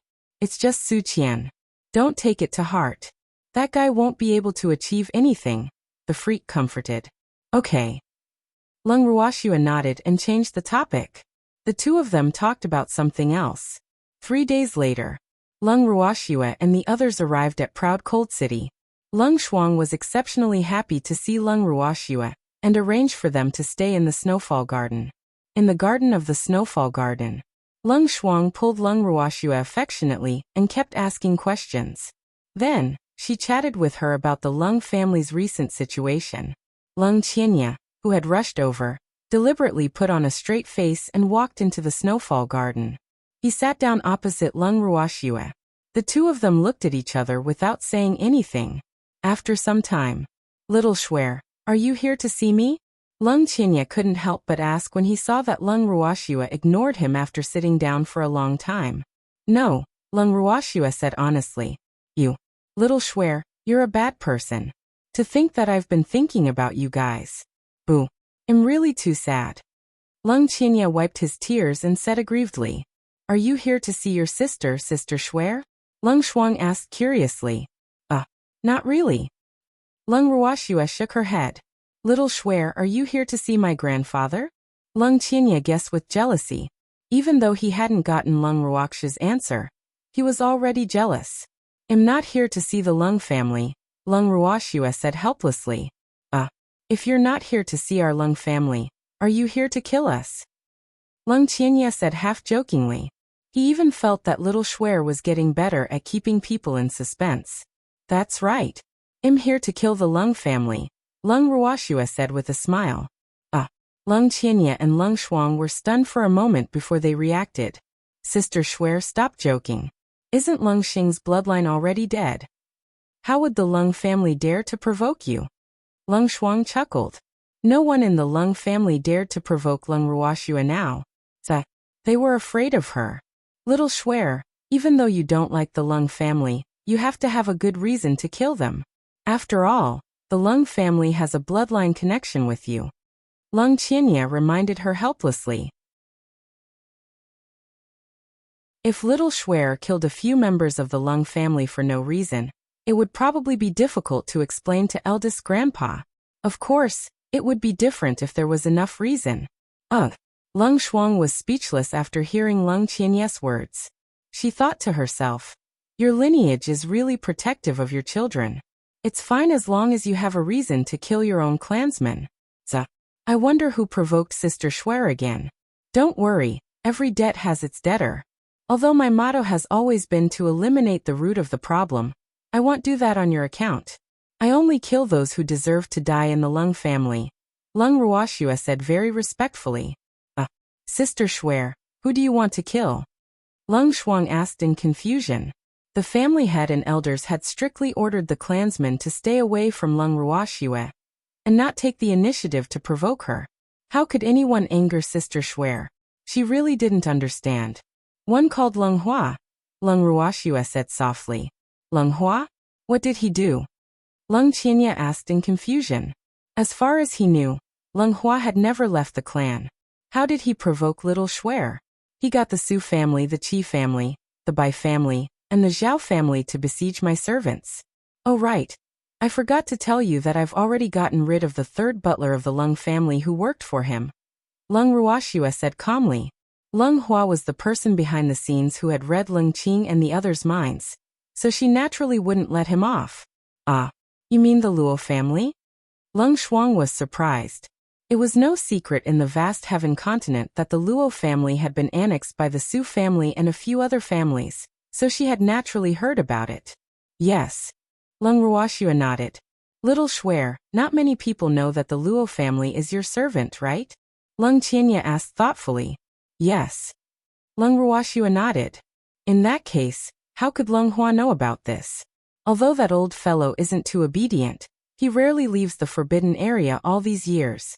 If I don't know about this, there's even less reason for him to know. Leng Qianye's face was filled with questions. There's no such thing as an impenetrable wall in this world. How would Leng Hua know? Why would he attack the Luo family? I'm afraid he can only ask himself. Leng Ruoxue said with a faint smile. To her, it didn't matter how Leng Hua knew or why he went against her. What was important was that he had to pay the price for daring to be her enemy.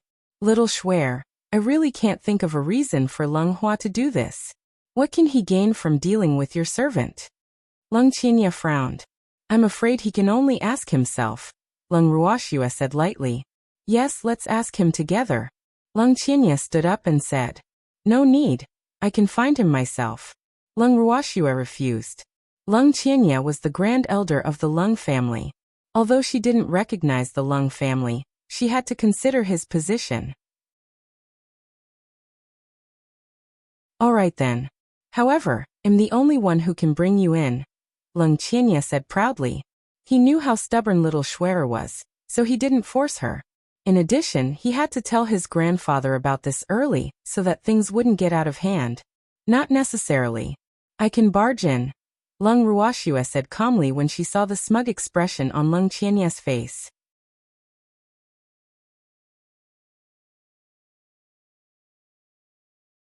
Chapter 862. Returning to the Leng family 3. Little Shuer, if you barge in, you will become the public enemy of the Leng family. Leng Qianye said with a bitter smile. That makes sense. With such a useful trump card like you, it would be a waste not to use it. Forget it, I can't be bothered to waste time. Just bring us in. Leng Ruoxue's attitude changed very quickly.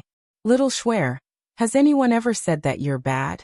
Leng Qianye's eyes sparkled as if he was about to cry. Ooh. He could tell that little Shuer was clearly teasing him. If a woman isn't bad and a man doesn't love her, my man will love my badness, Leng Ruoxue said proudly. Yes, yes. I love it when Shuer plays dirty tricks. The freak quickly agreed. Leng Qianye did not know what to say. He even felt that this freak had embarrassed all their men. However, he did not dare to say this out loud. All right, I won't joke with you anymore. Quickly bring us to the forbidden area. Leng Ruoxue urged. After settling the Leng family's matter, she should be able to go to the dark night seas. She would never let anyone who dared to cause trouble for her off. Leng Qianye nodded. Then he brought Leng Ruoxue and the others to the forbidden area in the back mountain of the Leng family.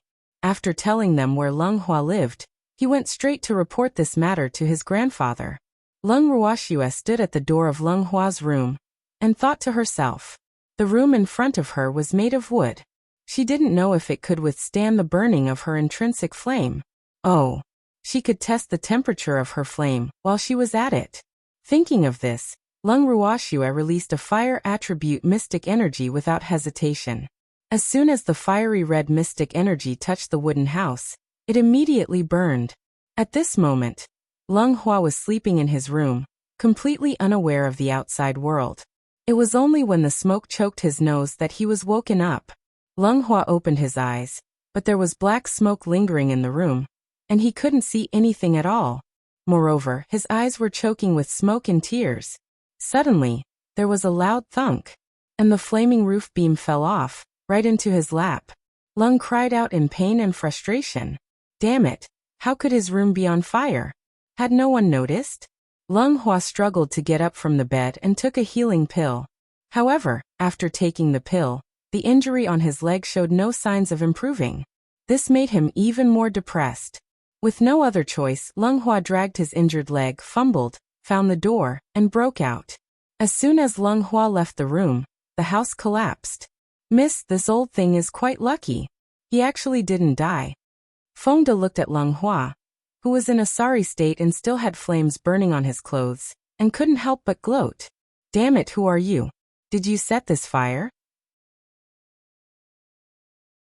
Leng Hua shouted at the sound of the stranger's voice. His eyes were thick with smoke, so he couldn't see very well. He could only judge by the sound, and the man's voice was unfamiliar to him. I'm Leng Ruoxue. Leng Ruoxue said with a faint smile. In fact, she didn't want to use fire to deal with Leng Hua at all. However, she had clearly overestimated this old fellow's awareness of danger. After all, if it were anyone else, they definitely wouldn't be in such a sorry state like him.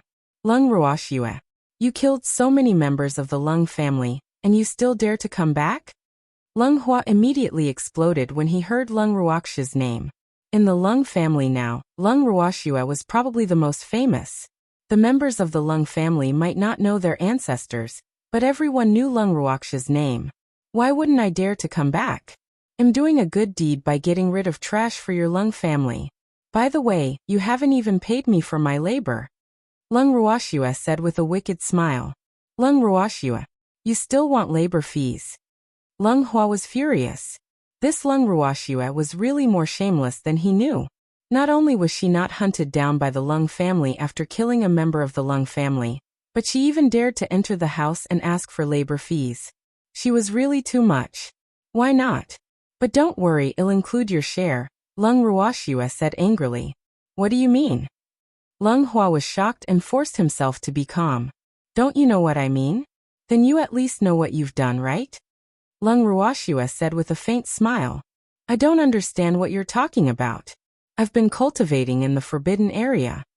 Leng Hua pretended to be confused. Leng Hua, I thought you were also a big shot. At least you dared to take responsibility. Unfortunately, you're a coward and a coward. A person like you will only waste food and embarrass your ancestors if you live. Why don't you let me send you on your way? Leng Ruoxue said with slight disdain. Then, she released a cluster of flames from her fingertips and gently slashed in Leng Hua's direction like a meteor.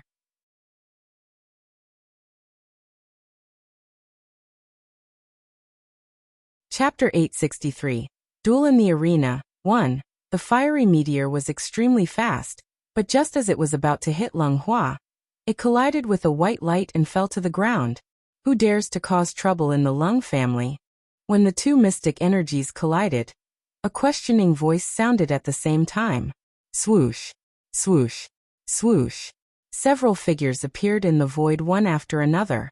Leng Ruoxue looked at the figure that suddenly appeared in front of them, and a faint smile appeared on her lips. This Leng family was really slow. Leng Hua, what's wrong? Another surprised voice sounded. Oh, so it's the house on fire, the man muttered to himself, not caring if anyone responded. What are you doing here? Leng Hua gritted his teeth when he saw the man appear. His face, which was grayish-black from the smoke, darkened even more. I heard that something happened to you, so I specially came to express my condolences. Hee. The person gloated. There's no need, Leng said, suppressing his anger. Don't be like that. We're all of the same race. We're supposed to take care of each other. The man said with a smile. Take care my ass. She was clearly here to laugh at him. Leng Hua couldn't help but curse in his heart, and his expression became even uglier. Little girl, who are you? At this moment, the person turned to Leng Ruoxue and asked curiously. I'm Leng Ruoxue. Leng Ruoxue introduced herself. Ah, you're Leng Ruoxue. I've heard a lot about you. The person's face was filled with admiration, and countless stars appeared in his eyes. Leng Ruoxue, give me an autograph. Suddenly, the person lifted a corner of his shirt and took out a pen. He handed it to Leng Ruoxue and said expectantly.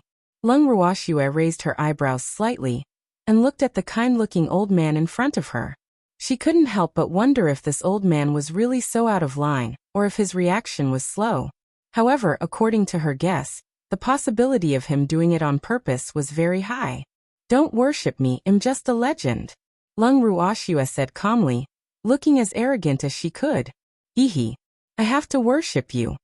The old man smiled and thought to himself, there aren't many people who dare to kill members of the Leng family in the Leng family. How can I not worship you? Leng Yu. Damn it, she came to kill me, and you actually asked her to give you her autograph. Leng Hua saw the man's actions and was so angry that he couldn't help but shout. Leng Yu always liked to go against him. It really angered him. Hehe. What have you done to deserve this? Leng Yu was curious. You. Leng Hua's breathing quickened at Leng Yu's words.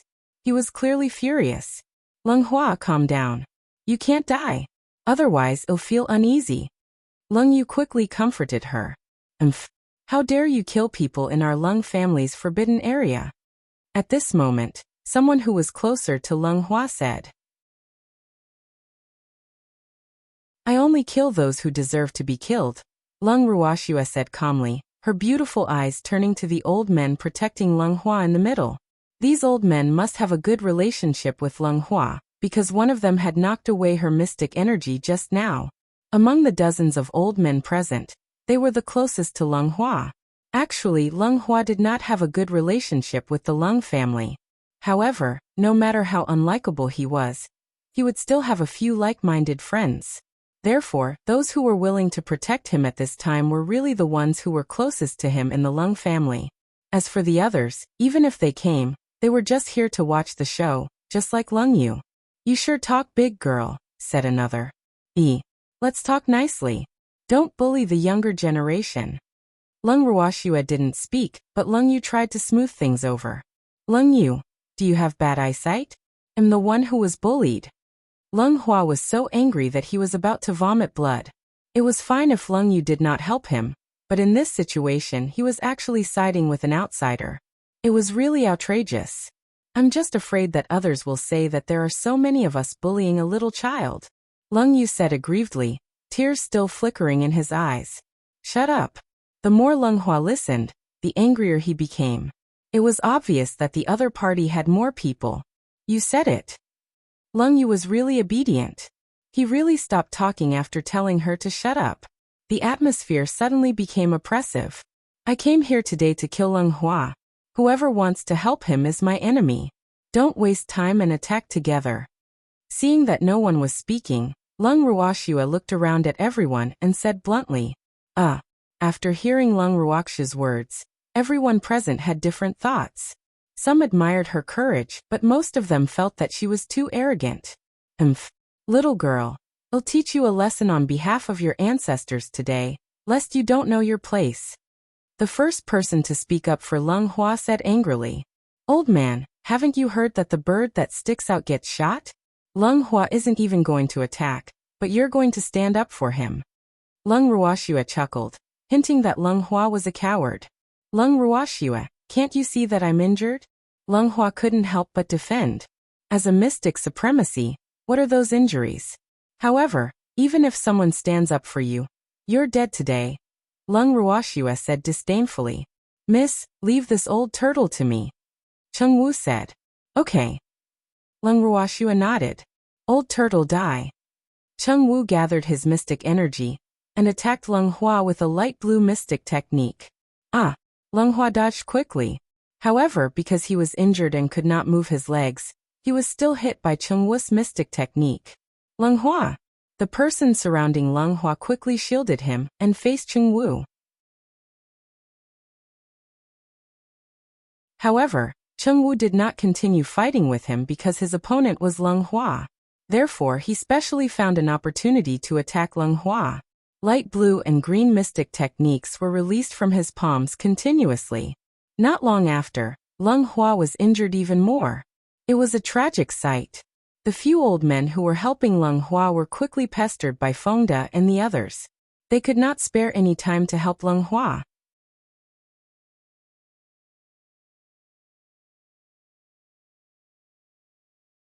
Chapter 864. Duel in the Arena, 2. Leng Ruoxue observed the situation on the field. Her beautiful eyes still had to pay attention to those old men from the Leng family, who were watching the show to prevent them from launching a sneak attack. Little girl, don't stare at us. We're all pacifists. We want attack. Leng Yu, who was uncomfortable under Leng Ruoxue's gaze, couldn't help but say, "Ooh." He wanted to keep quiet, but this little girl's gaze made him feel so uncomfortable. "I don't believe you," Leng Ruoxue said with a faint smile. She wanted to kill an ancestor-level figure of the Leng family. This was a forbidden area of the Leng family, so she naturally wouldn't believe these ancient words. After all, she was an outsider to these old men. Leng Yu was depressed. Was he that untrustworthy? Even though this little girl wanted to kill Leng Hua, they really didn't dare to attack her. Not to mention whether they could defeat her. If they really attacked this little girl, Leng Qianye would probably be the first to not let them off. Moreover, their relationship with Leng Qianye was much better than with Leng Hua. How could they find trouble with themselves? Stop.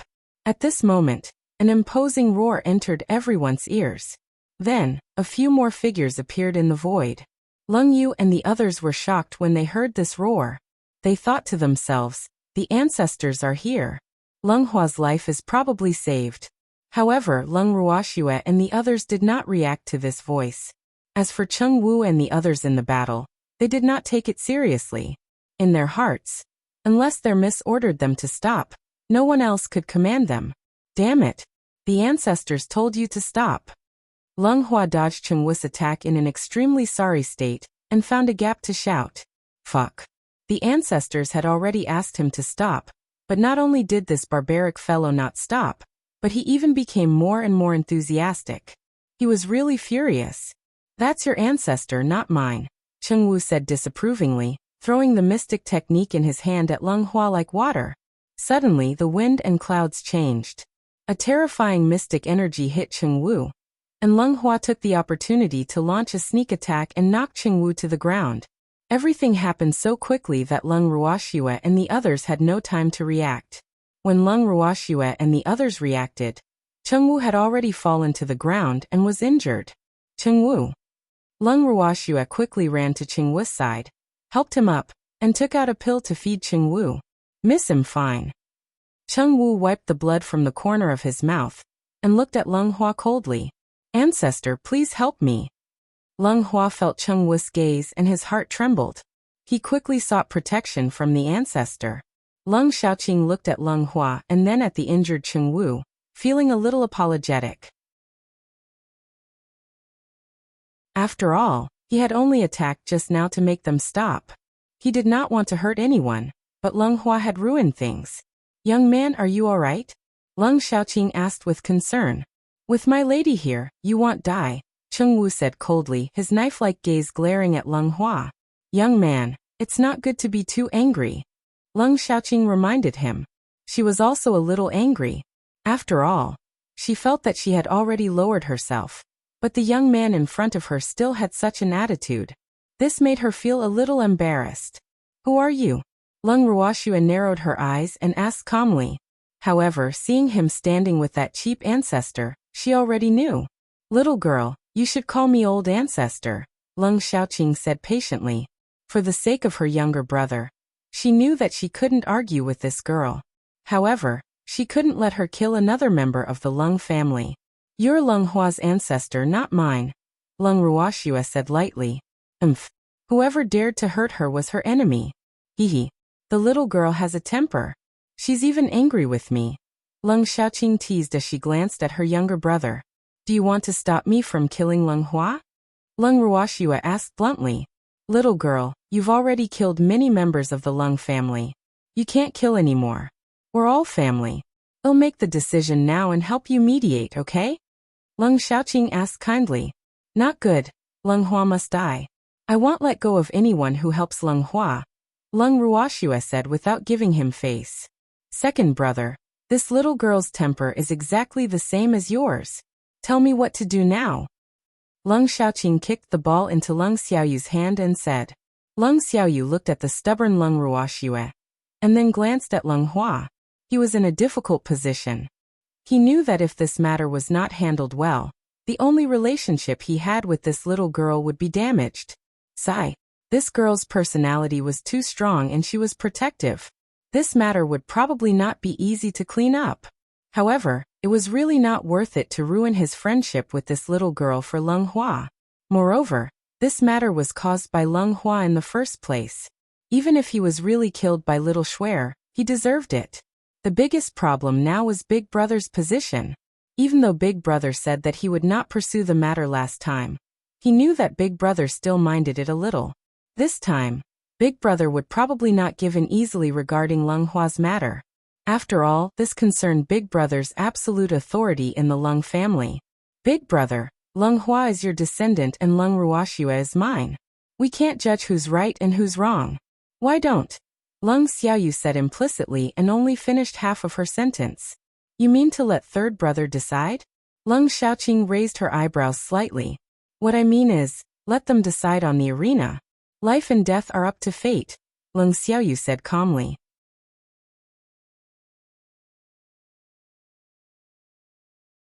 Second brother, your descendant even killed the Sun family. If you propose to let them decide on the arena, I'm afraid this will be unfair to Leng Hua, right? Leng Xiaoqing said indifferently. Big brother, the rings are all one-on-one. Their strength is about the same. It's very fair, Leng Xiaoyu said, but he couldn't help but feel uneasy. Leng Hua deserved to die in the first place. He had suggested the ring to decide life and death, because he wanted to save Big Brother's face. Who knew that Big Brother actually didn't appreciate it? All right, let them decide in the arena. Leng Xiaoqing had no choice but to agree. You're tuning in to the Li Mei's Wuxia Whispers YouTube channel. We're so grateful for your support, and don't forget to subscribe to join us on this incredible journey through captivating stories. Your generosity through donations truly makes a world of difference, as it's the primary source of revenue that allows me to expand and enhance this channel for you. Thank you from the bottom of my heart for being a part of this adventure.